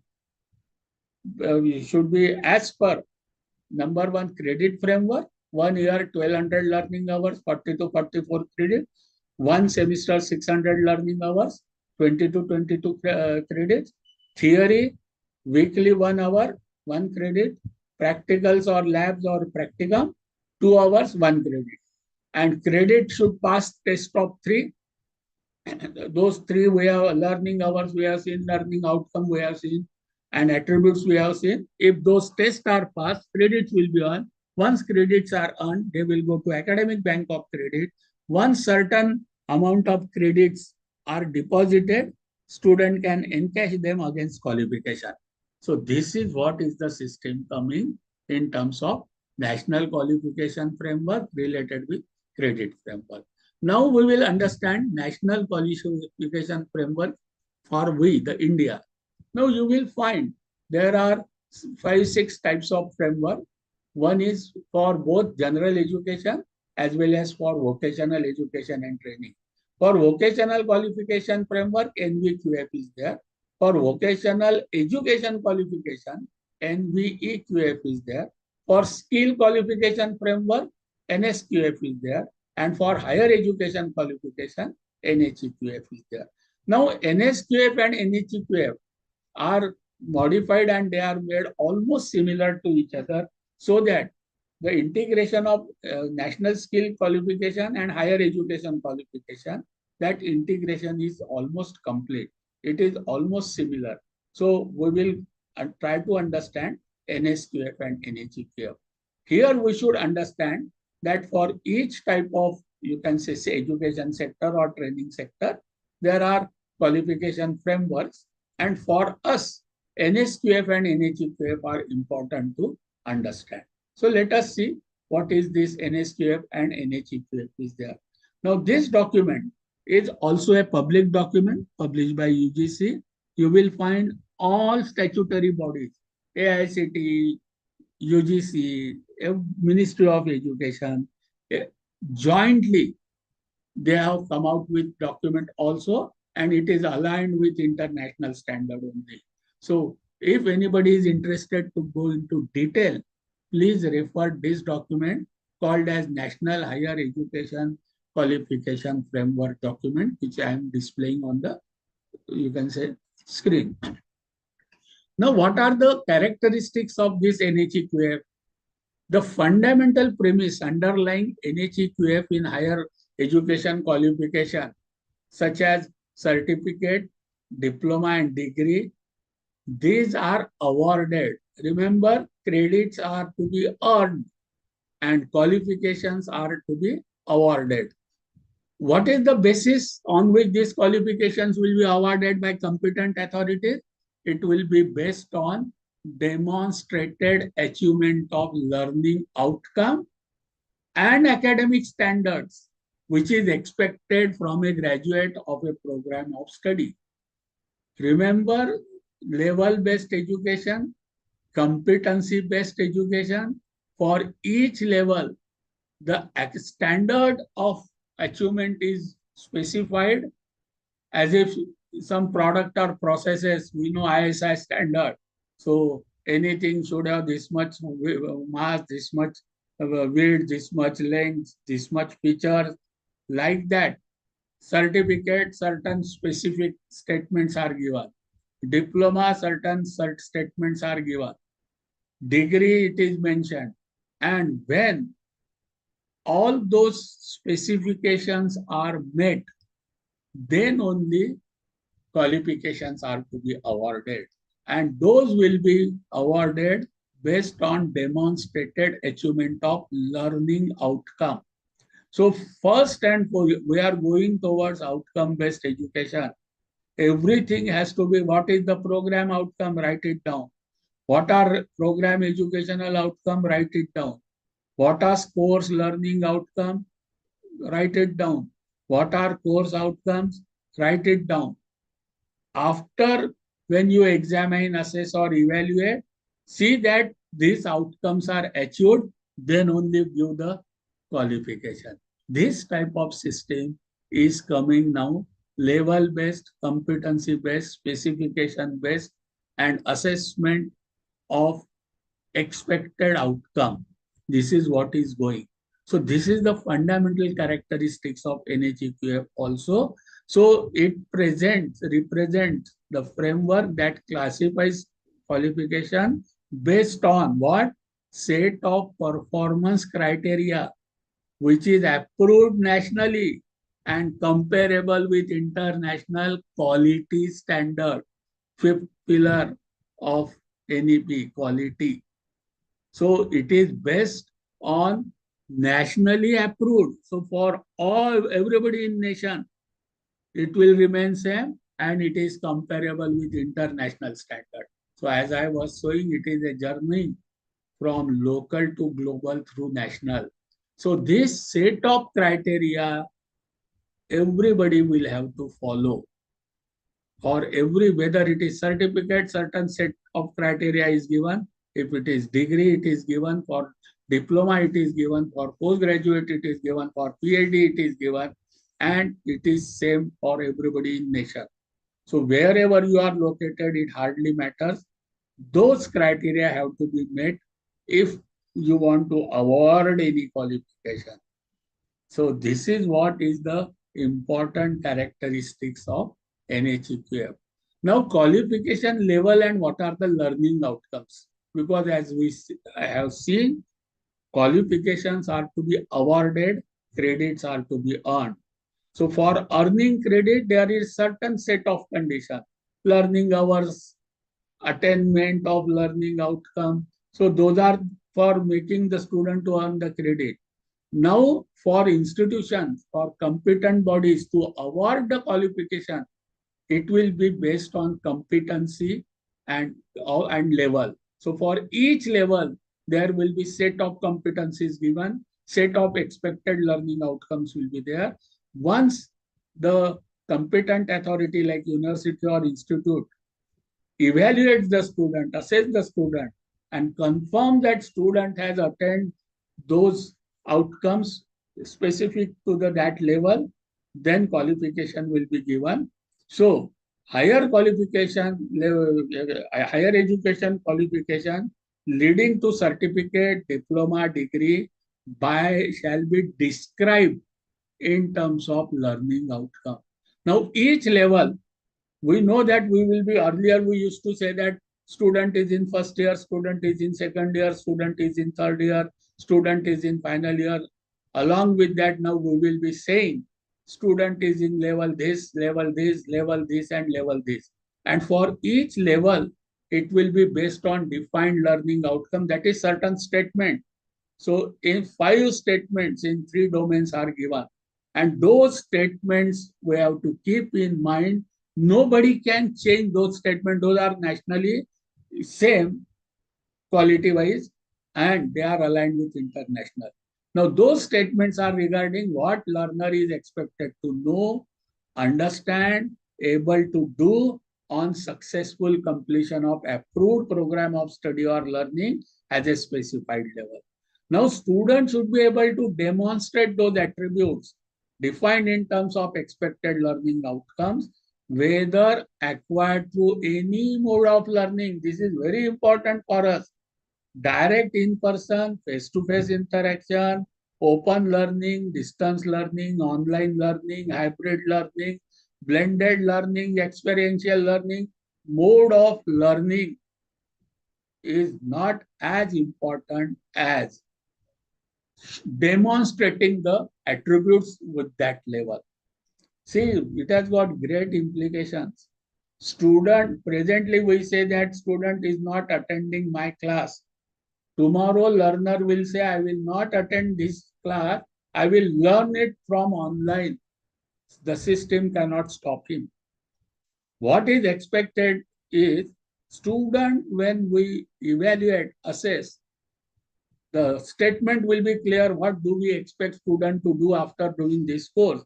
And if the student shows he is able to demonstrate that he has achieved those attributes, credits he will be earning and we will have to award the qualification. That type of system is National Higher Education Qualification System.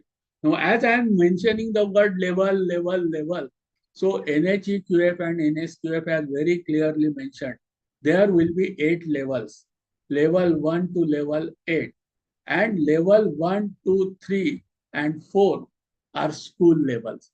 So for today's discussion, we will not discuss from level 1 to 4. Above level 4 is higher education.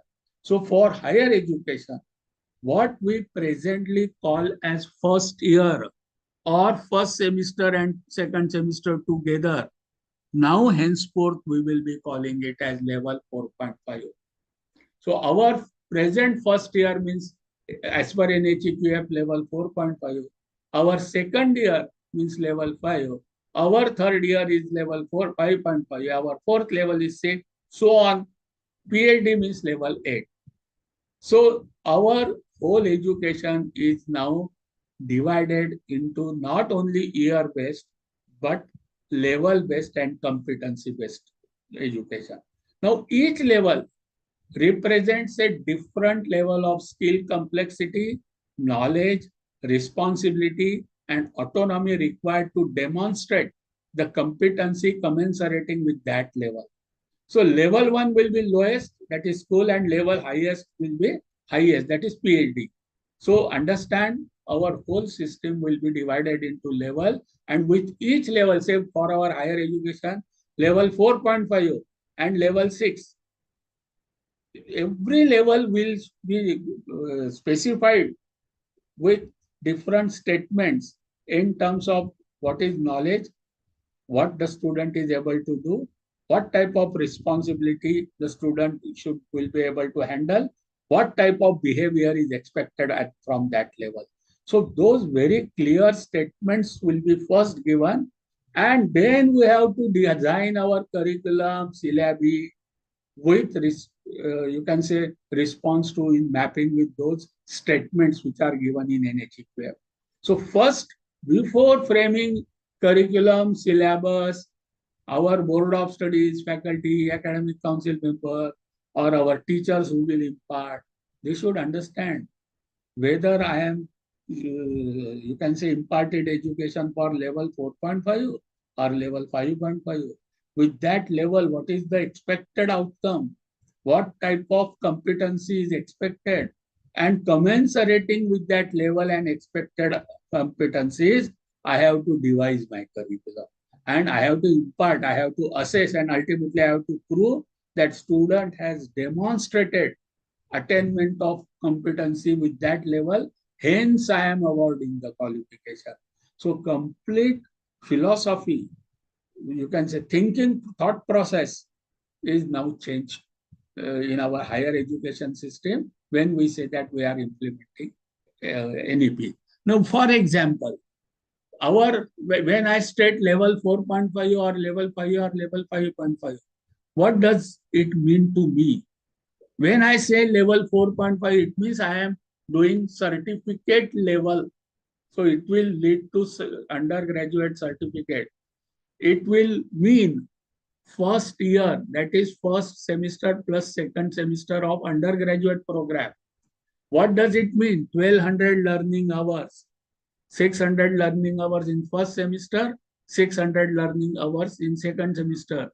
What does it mean, sir? 600 learning hours means student will be able to earn minimum 20 and maximum 22 credits in first semester, another 20 to 22 credits in second semester. So 40 to 44 credits earning means student is eligible to get certificate from me, or I will say that he has completed successfully level 4.5. Same is the case for second year, that what we call is as second year means now it will be called as level 5. The student will be able to get diploma after completing first 2 years, that is first semester plus second semester plus third semester plus fourth semester. It means 1200 learning hours of first year, 1200 learning hours for second year. So 2400 learning hours, 40 to 42 credits for first year, 40 to 42 credits for second year. So 80 to 88 credits in total. Once the student earns it, then I can give him diploma. Same for third year, that is level 5.5. Similarly for level 6, level 6.5, level 7, and finally level 8. So our whole education, higher education, now is not divided only first year, second year, third year, but level wise 4.5, 5.5 up to level 8. And for each level, the specifications will be very clearly given in terms of knowledge, what a student is expected to understand, what the student is expected to know, then psychomotor domain, what the student is expected to do, show the skill, and third, affinitive domain, that is values and dispositions.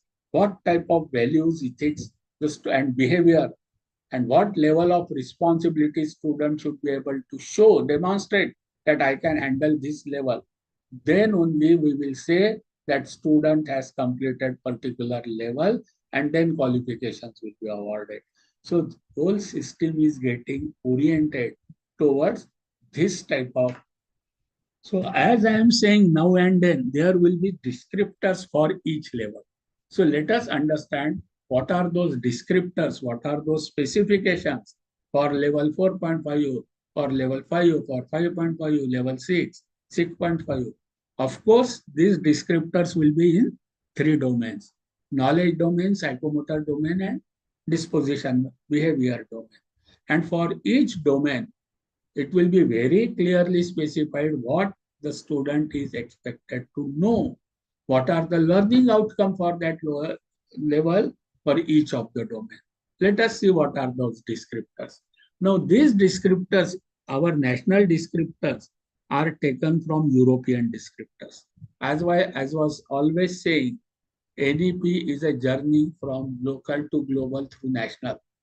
So we are aligning our education system with globally accepted education system and their standard. So India has adopted these specifications from European countries' description. So that their process is known as Bolino process, and their descriptors are known as Dublin descriptors. So our descriptions, qualification descriptors, are a little bit aligned with Dublin descriptor. So in one slide, let us understand what are those European Union descriptors and how we have taken or aligned our descriptors with them. So they talk about 5, you can say, domain: knowledge, understanding. So of course, it will be in 3 basic domains: applying knowledge, understanding, psychomotor domain; making judgment, so behavioral domain; communication skills; and lifelong learning skills. So in our case also, we are aligning ourselves into that. So what this the Dublin 5 descriptor says?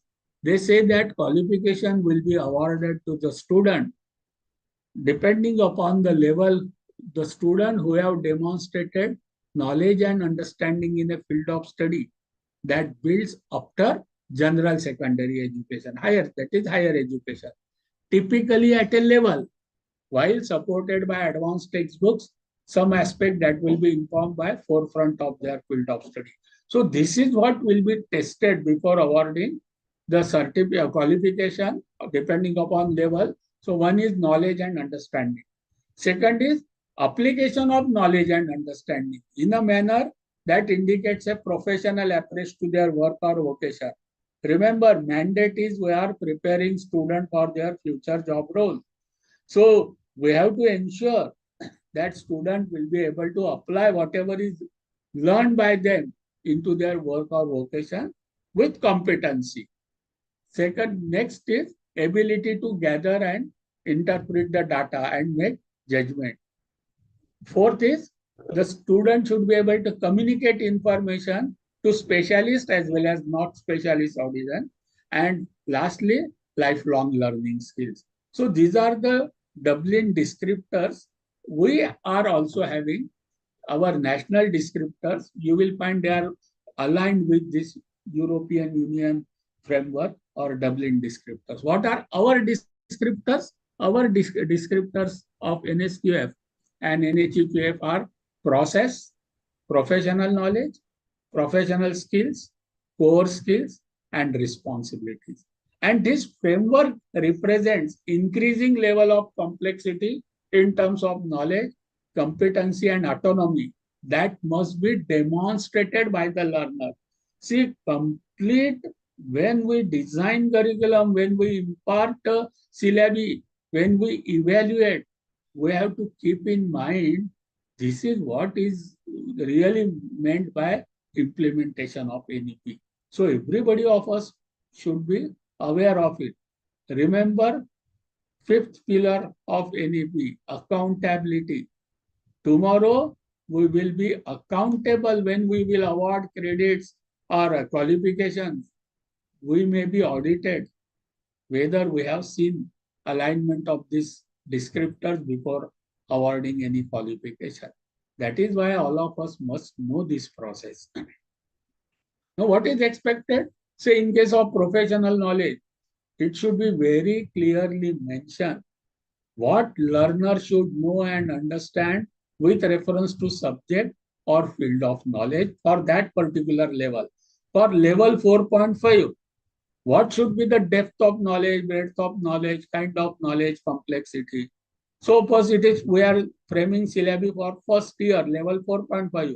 So depth, breadth, and kind of knowledge will be different than if we are designing syllabus for third year or level 5.5. This is what we have to keep in mind as per this mandate of NHEQF. Depth of knowledge can be general or specialized. Breadth of knowledge can range from single topic to multidisciplinary area. Kind of knowledge can be concrete to abstract, segmented to cumulative. Complexity will be combination of kind, depth, and breadth. So for knowledge component, when we design curriculum or syllabus, that should be very clearly mentioned, and with those specifications, we have to design our curriculum and syllabus. Now, as far as professional skill, means after learning that level, what a learner should be able to do, that has to be first very clearly. Suppose I am framing syllabus for first year or level 4.5. I should write, after completing this level, when I will award certificate, it means my learner will be able to do. Write down these three things very clearly. Cognitive and creative skills involving use of intuitive, logical, critical thinking, communication skills, written, oral, literacy, numeracy skills, interpersonal skills and generic skills that a learner should possess to perform a task or a job competently, productively, independently, and also part of a team. Certificate holder, it will be different. Diploma holder, it will be different. Degree holder, it will be different. So like that, depending upon level, we have to very clearly mention what we are expecting from that level of competency. Core skills, so those are the basic skills involving dexterity and use of method, material, tool, and instrument used for performing jobs, including IT skills needed for a given level of study and work. So level is related with qualification, it is related with job role or work role. Suppose certificate, supervisor level, what is expected, what type of skill? Diploma, above supervisor, junior manager, degree may be manager. So their core skills requirement will be different, and their levels, we have to very clearly first mention what we are expecting, and accordingly syllabus should be framed and assessment should be done and syllabus should be taught. This is what is meant by implementation of NEP. Fifth one is responsibility that the learner can be entrusted with. Suppose level 4.5 certificate holder, level 5 diploma holder, 5.5 or 6 degree holder. To what extent learner can take up the responsibility on their own, supervision that person needs when doing a job, and degree of supervision person is capable of exercising over other. That has to be very clearly mentioned, and those skills are to be imparted in that level, and they have to be ascertained while assessment.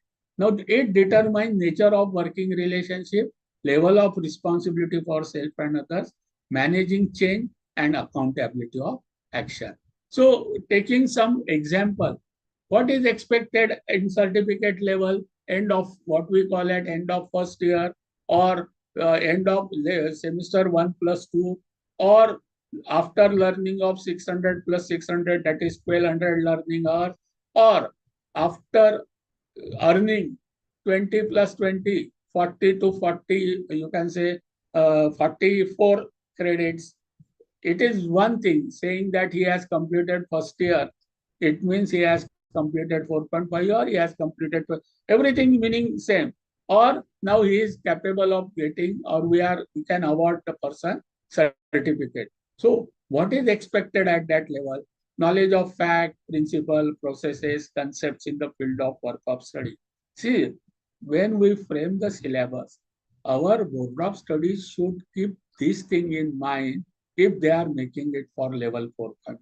This is what is expected. And only to that extent syllabus has to be framed for first year. Don't put excess things in first year itself. See what is expected: cognitive practical skills to require to complete the task assigned and solve problems by selecting and applying basic methods, tools, material, and information. This is what is expected at level 4.5, that is first year. Core skills, some mathematical skills, collecting, organizing information, communication. It should be, the student should be able to carry out the work in familiar situation where problems may arise. The job holders of certificate level should be able to make choices about best procedures to adopt to address the problem where choices are clear. So they are able to perform whatever is told to them. So this is what is expected at level 4.5, that is first year level, and they will be generally called as per NSQF as fully skilled worker or supervisor. So that type of you can say attributes are required at first year. Now, if the student prefer to go to second year, they don't do multi-exit, they do not exit, but they come to second year.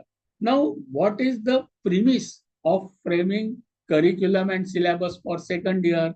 Now, second year means level 5. So, it will entail student to get qualification of diploma after completing all these 4 semesters or learning for 2,400 hours or after learning 80 to 88 credits. What is expected at the end of level 5? That is, you have to ascertain in third and fourth semester. In terms of knowledge domain, factual and theoretical knowledge in now broad context. Now, breadth and depth is increasing. Cognitive and practical skills to find solution to specific problem in field of study, mathematical calculation, logical communication, specialized technical skill, clarity of knowledge, awareness of standard, non-standard practices.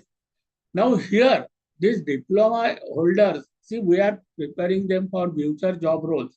So they are expected, they will get employed to carry out jobs which where clear communication in speech writing is required.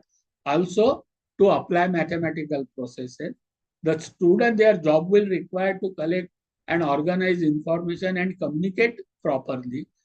They should be able to solve problems by selecting and applying methods, tool, material, information.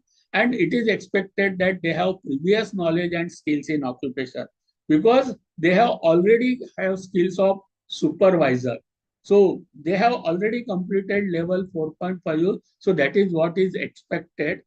Whatever is expected at level 4.5 supervisor level, that is expected, and above that a student is able to learn so many things. So these things are very clearly given for level 5 also. Now similarly, what is expected at degree level? Now here you will find the word command and proficiency. So your third year syllabi, level 5.5 syllabi, now it should ensure that when the student complete this level, 3,600 learning hours, or when the student is earning 122, you can say 132 credit, the syllabi curriculum should ensure command and proficiency of broad range of specialized. The student has selected certain subject, and in that specialization, what we call it major and minor now, there should be degree of command and proficiency, routine, non-routine, factual, theoretical knowledge, cognitive, practical skill to find solution. Now he should become a solution finder, logical, mathematical skill, presentation skills.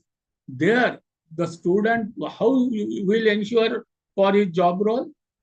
Here, the job will require standard, non-standard practices.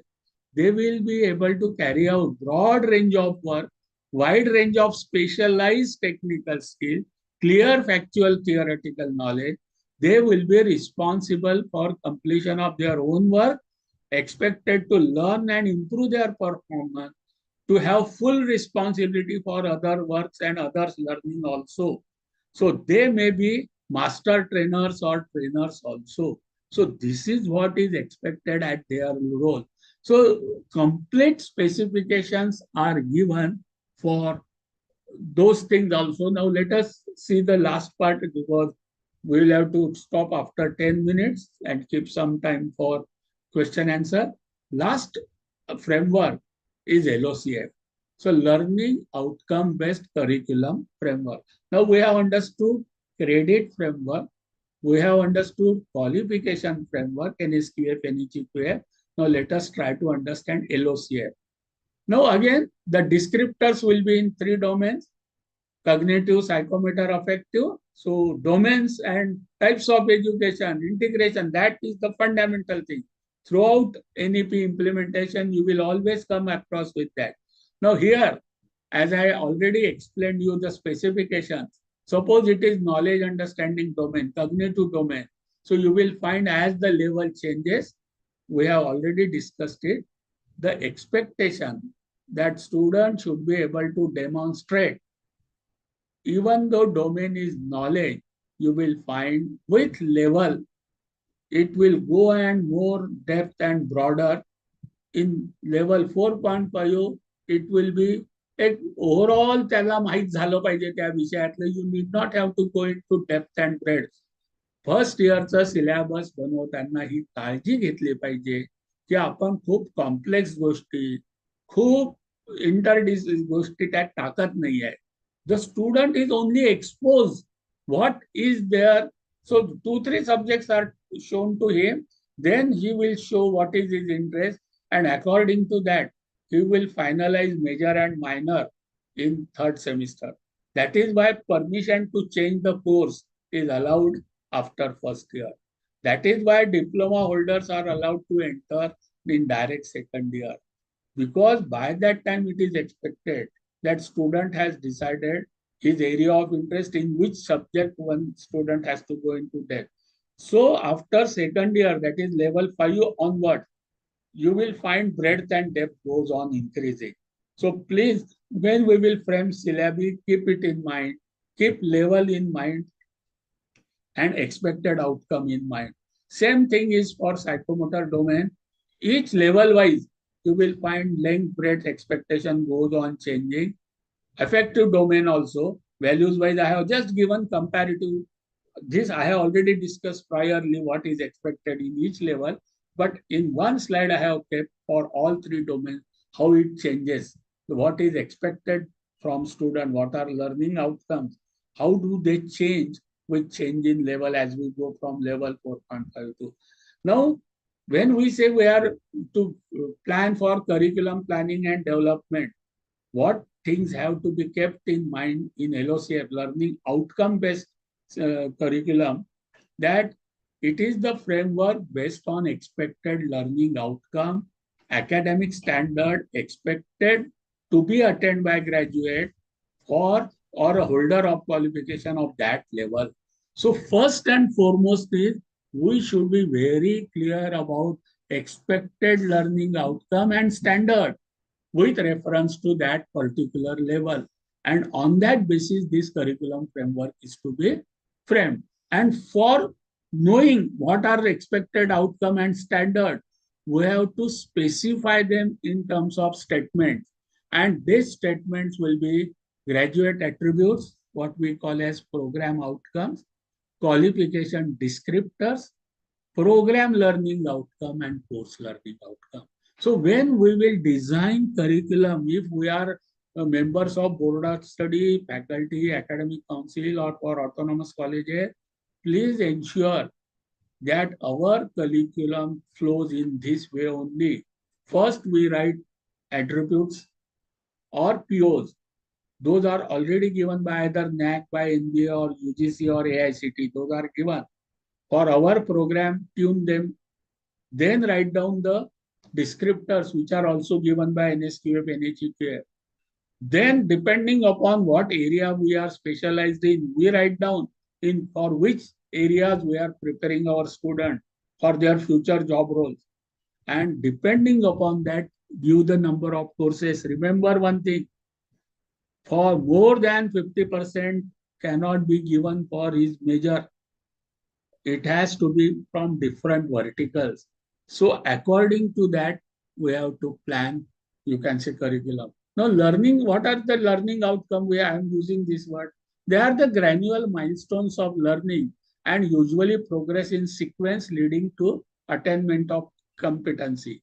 And interim markers of learning achievements are needed so that teachers can observe and track learning and respond to the leads continually. These interim markers are learning outcomes. So the learning outcomes means these things. These are the markers which will ensure that students have attained and we can easily measure it.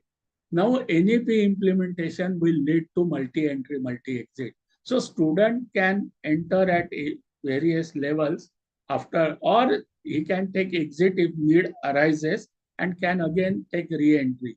So we are coming into the area of level-based system, competency-based system, where certificate hold, after getting certificate, student can go out, again can come back to have diploma. After diploma can go back, again can take entry for earning degree, like that, multi-entry, multi-exit. Of course, there are certain restrictions. Even though freedom is there, the students have to earn minimum those credits of major from the institute or university where student has taken admission. The student has to do multi-entry, multi-exit within 7 years only. So there are certain restrictions also.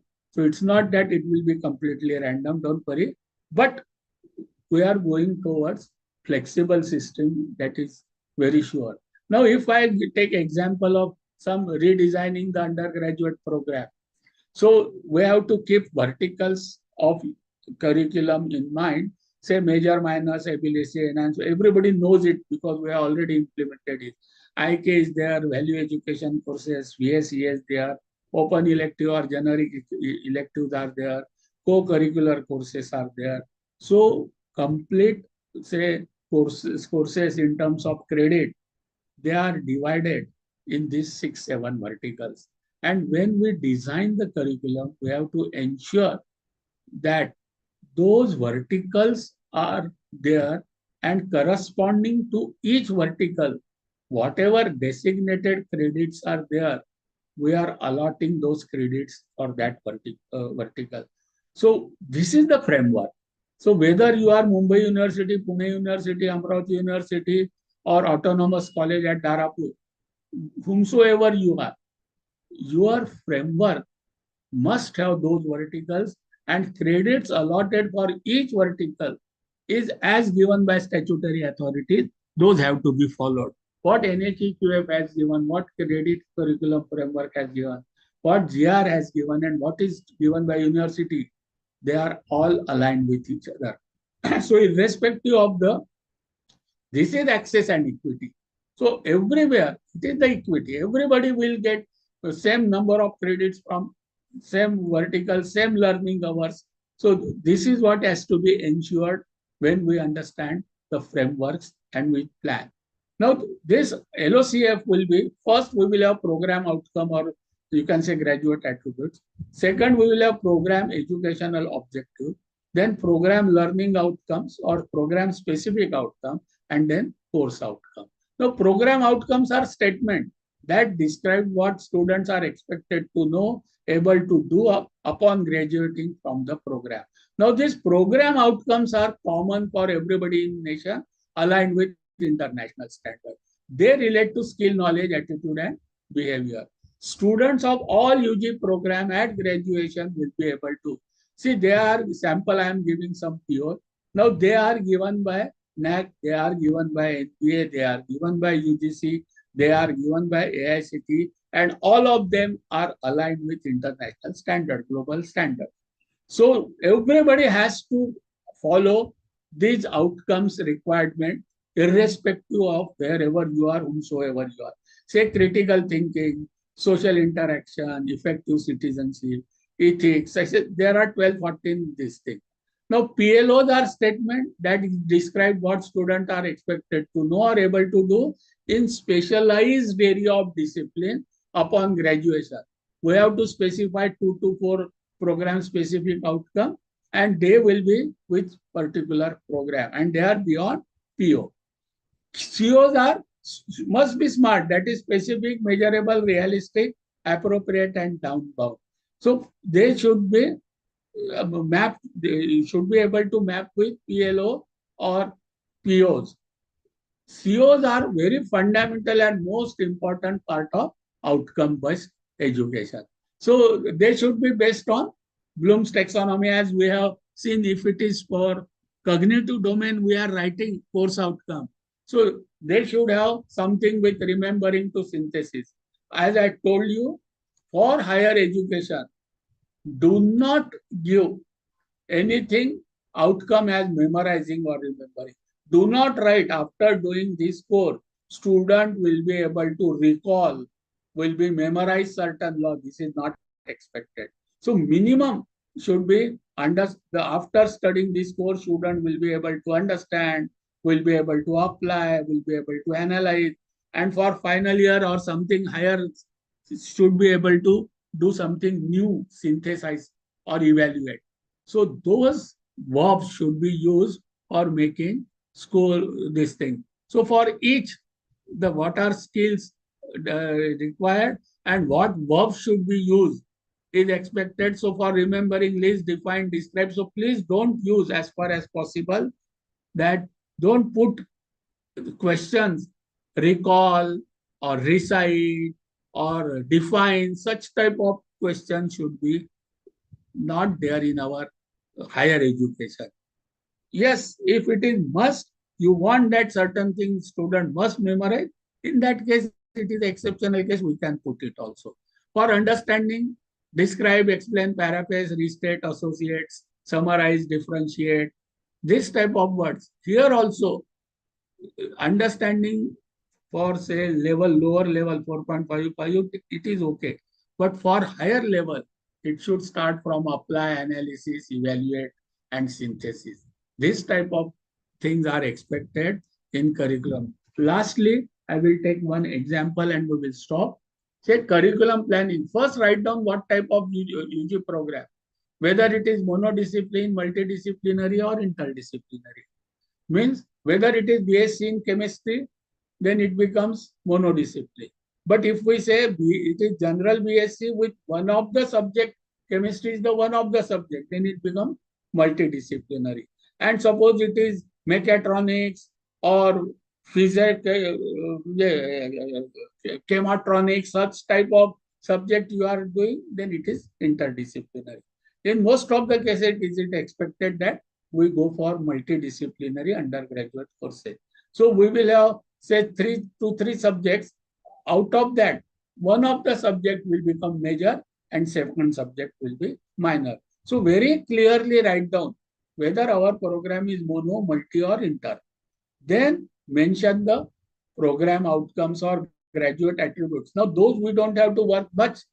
As I told you, NAC, NBA, they have already provided, UGC has already provided with POs. Tune it to our program, but same POs are to be used. Then PLO, PSO, and CO. Mention 4 to 6 POs. Say, for example, I am preparing framework curriculum for BSc chemistry. So since it is BSc chemistry, I am talking about monodiscipline course. I am not talking about BSc with major chemistry and minor music. Here I am framing the curriculum for monodiscipline course.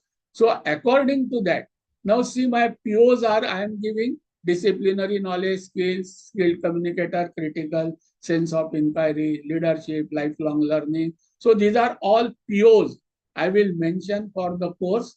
Then I will write PLO. See, specific field of chemistry, analytical, inorganic, organic, and application, pharmaceutical, chemical industry, teaching, research. So I am preparing my students for these fields and for specific these industries or these professions, including teaching, research, or industry. So that I have made. Then according to what type of skills. So I will give the skills in this field of analytical, inorganic, organic, and so that student will be able to apply knowledge in chemical industry, non-chemical industry, or lifelong learning in future studies. So these are what I am mentioning, PLO and PSO, and based on that, for course of individual course, now I will make CO. See, now this is CO. After learning this course, student will be able to recognize, describe, explain. Since this is of level 5 only, so I have used this terminology. This is the level I am expecting for this course in semester 4, that is level 5. So this is how overall bird's eye view. I know each of the framework require a complete few days of workshop, but today we tried to cover it up, concepts of expectations of NEP, what does they mean by education, what is expected in education, then types of education, domains of education, various frameworks, and so how LOCF outcome-based education, how curriculum has to be devised, what is expected when we say that student has completed first year or level 4.5. So what are the specifications? We are not aware up till now. We have never given specifications for each year. Now, just like you can say British standard, American standard for any product, our qualification is also to be described with certain specification. So let us have some time, 5 minutes, 10 minutes for some question. Ankit, if you are there, from my side, I have done with. Yeah, sir. Yeah. Sir, two specific questions are related to the workload. Yes, Kundan Patil, sir, we will take your first question, please. Yeah. No, sir, I have no question. Yeah. So two specific questions are related to the workload specifically. First is that what is the batch size, because whenever university has issued the direction or the state government has issued that GR that in the April 2023 there will be a no specific batch size has been mentioned. And other thing is that, sir, ki whether the workload that has been mentioned because the teachers are appointed on the subject or the allied subject, but if the teacher will taught the IKS or other subject, whether that workload will be counted. So these are two specific questions, sir. Now let us again understand two fundamental things. Now workload has two branches, teachers workload and students academic workload. These are two different things. Number one. So if we are talking about teachers workload, definitely wherever contact hours is there, that has to be counted. I am not authority. I cannot say whether I am not from government, but my concept is very clear. Wherever contact hours comes into picture, where teacher student come in contact and direct offline one-to-one learning and teaching process takes place, definitely it will be counted. But apart from contact, teachers contact hours, students are expected to learn not through contact hours, but through various activities, including sports, cultural activities, then you can say experiential learning through assignments, through field project, through internship, through apprenticeship. So students' avenue of learning is enhanced too much. So there, teachers' workload to what extent will be counted, I am doubtful. Number one. Now, second question was related to batch size. Now, remember one thing, complete our curriculum is divided into 7 verticals. Students have to earn credits through 7 verticals, and credits to be earned against each vertical is also very clearly specified. So suppose my 3 years degree is of 120 credits to 132 credits. So it is very clearly mentioned out of 120, 60 credits are to be earned as major Or if it is 132 credit course, 66 credits are to be earned from major. Now, against major, from what are various things? Through theory classes, usual hour, through practicum, through vocational skill enhancement, through IKS specific to the major. So for each vertical, there are certain credits which have to be earned for the course, major course. Similarly, for minor also, the student will be earning from different verticals. Now understand the difference. If the credits of vocational course is there, or communication skill is there, ability enhancement course is there, even though it will be practical subject, communication skill, the batch size for physics practical, chemistry practical, botany practical, zoology practical, and batch size of communication skills practical may not remain same. It will depend upon the vertical. If field work is there, if NSS is also the vertical through which co-curricular activity, CO, the student can earn credit. Field work is essential component. Their batch size may be whole class. Whole class you are taking to field project. If it is some major or minor project or assignment, it may be group of 3 to 4, or it may be group whole assignment, or it may be individual assignment. So there is no correlation between batch size and workload for those verticals. This concept of batch size will continue for the conventional subjects and the conventional way. This is what I feel. But for other verticals, like earlier, communication skill practicals have to be taken in batches. Okay, but batch size for communication skill and batch size for practicals of physics, chemistry, botany, zoology may not remain same. So vertical based batch size concept will come. Definitely neither workload will reduce nor it will increase too much. If number of subjects are increased as we see, but they are under various verticals. For our and students will have choice of major and minor. So students will get divided. Suppose we have got intake of 120, and if there are 3 subjects, so earlier every student used to learn all 3 subjects with equal weightage. Probably it will not be the case.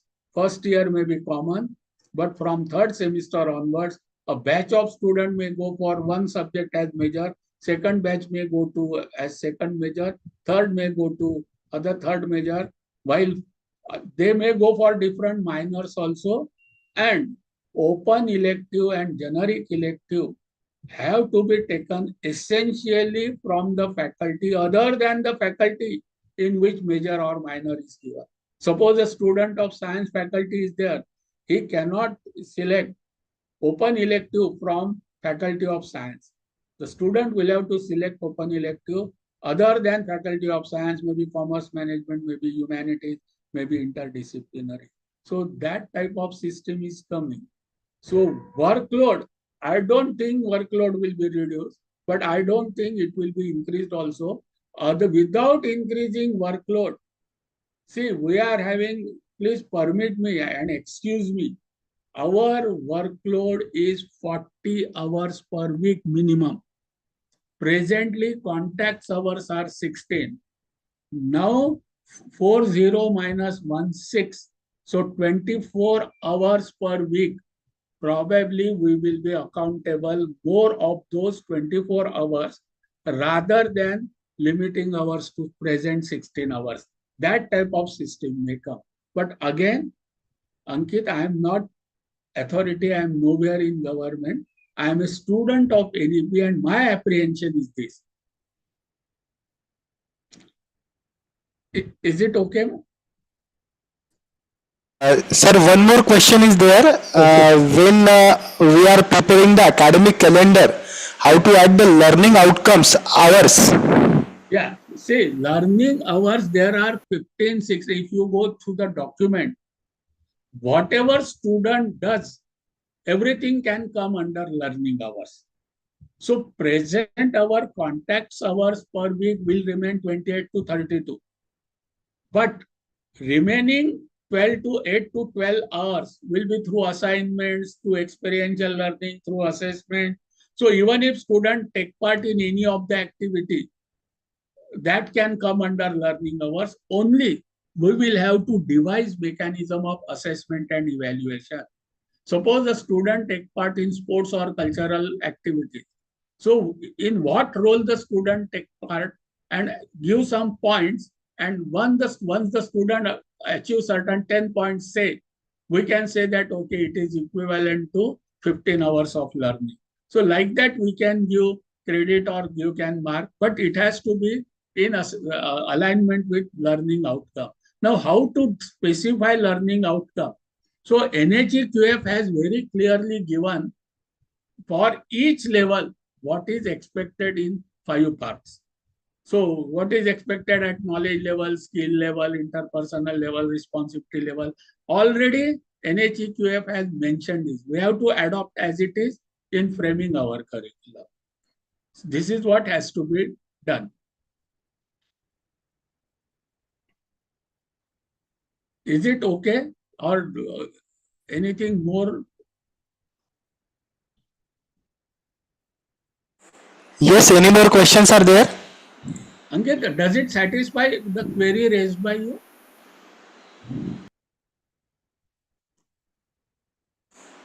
Dr. Jaiswal sir.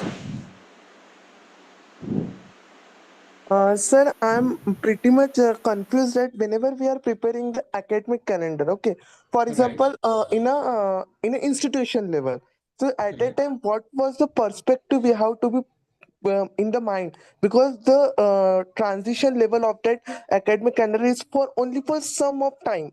So we do not have a lot of time for giving for the learning outcome. We are focusing as a teacher. We are focusing to complete the syllabus and to learn that. But how to get that knowledge from the outcome from the student? Right. Thank you, madam. Very pertinent question. Number one, for streamlining the academic calendar, I am afraid university will have to take proper steps so that exam duration is managed in a given time. Because each semester, we must be able to take classes for minimum 15 to 18 weeks. That is the first premise of, you can say, learning hours and credit. Set 600 learning hours, and for 600 learning hours, it is expected that we have active learning sessions of minimum 15 to 18, 20 weeks. So if we have to compromise, admission late हो रही है, result late हो रहा है, college 2 ही महीने चल रहा है, that cannot complete the learning hours, and that time we will come into trouble. So we have to ensure date of starting academics and end of academics, that must be minimum 15 to 18 hours, number one. Now, if I say that there are 15 to 18 clear academic weeks available in one semester, then I can say that 600 learning hours divided by 1.5 or 1.8. So I will ensure that there are 35 learning hours to 40 learning hours in our calendar. So my timetable, weekly timetable, we show Monday, Tuesday to Saturday days, we show number of subjects and classes. Now that total contact hours may be 28 to 32, but learning hours total must come to 40. And we have to hours, when we say syllabus, that those who prepare the syllabus, they have to ensure if they want 3 credit course, then they have to show 45 minimum learning hours in that syllabus distributed over 4 to 5 units. So for each unit, how many hours are required? Now those are contact hours.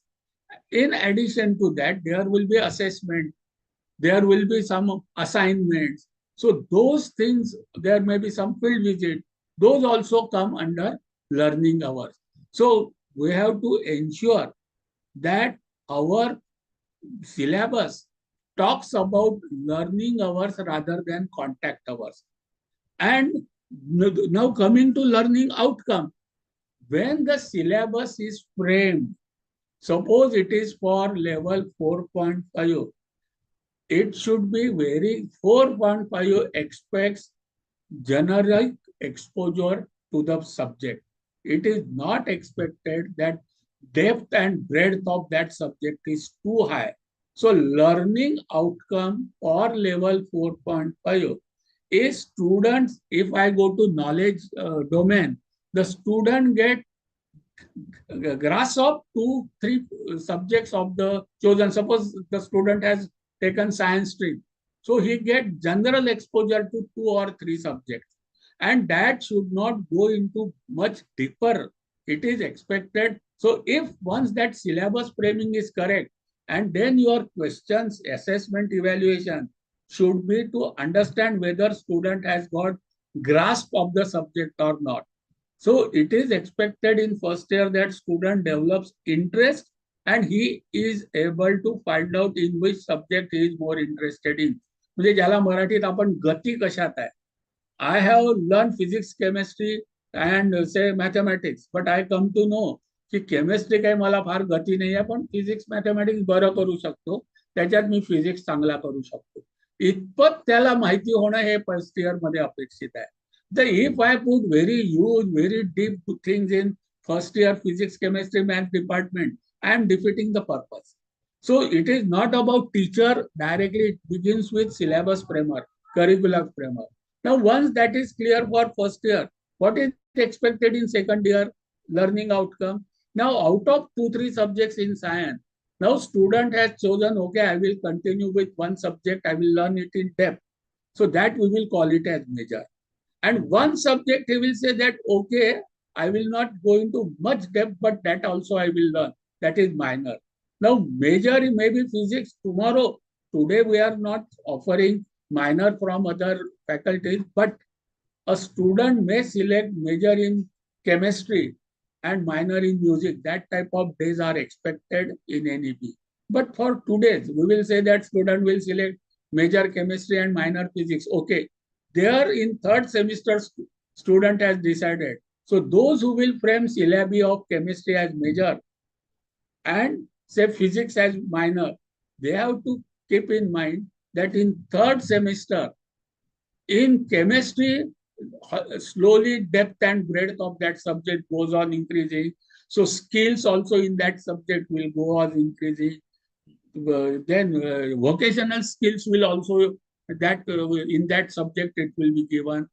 Then from fourth semester, the depth and breadth and complexity will go on increasing. This is how the syllabus is to be framed. And when third year comes, the student will have more depth in that major subject. So there more complexity will be there. So there automatically learning outcomes will be, expectations will be high. Am I a little bit clear, ma'am? Yes, sir. It's now crystal clear. Thank you so much.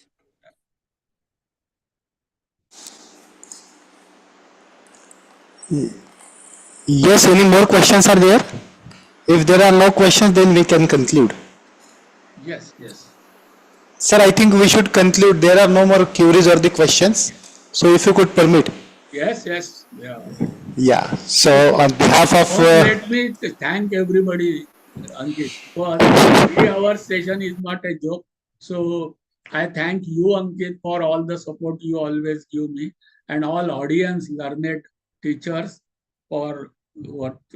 Sir, most of the participants, like as Professor Patil sir will be there, Kundan Patil sir, Dr. Sheetal Tayde sir, and most principals are also in this program as a participant, and they are the either the member of our board of studies or the faculty or the academic council, and they are very much integrated or involved in the process of this syllabus framing. Right. So they are the learned person. So with the permission of Professor Marathi sir, it is a pleasure to propose vote of thanks for this session. Sir, really it was a wonderful session, and you have deepened our understanding towards the adoption of this national education policy with the different framework that has been issued by the statutory authority. I am also thankful to all the organizing collaborative organizers, specifically Dr. D.T. Ingole sir and the secretary of this Dr. Dada Saheb Gavi, late Shri Dada Saheb Gavi Charitable Trust, Dr. Kamlakar Payas sir, for their commitment towards the implementation of this national education policy, and all the stakeholders who have engaged during the session and the interaction. And with the kind consent of Professor Marathi sir, I would like to declare that this session will be over here. Thank you sir, thank you so much. Thank you. And thank you participants. We will stop now here and meet tomorrow. Thank you everyone.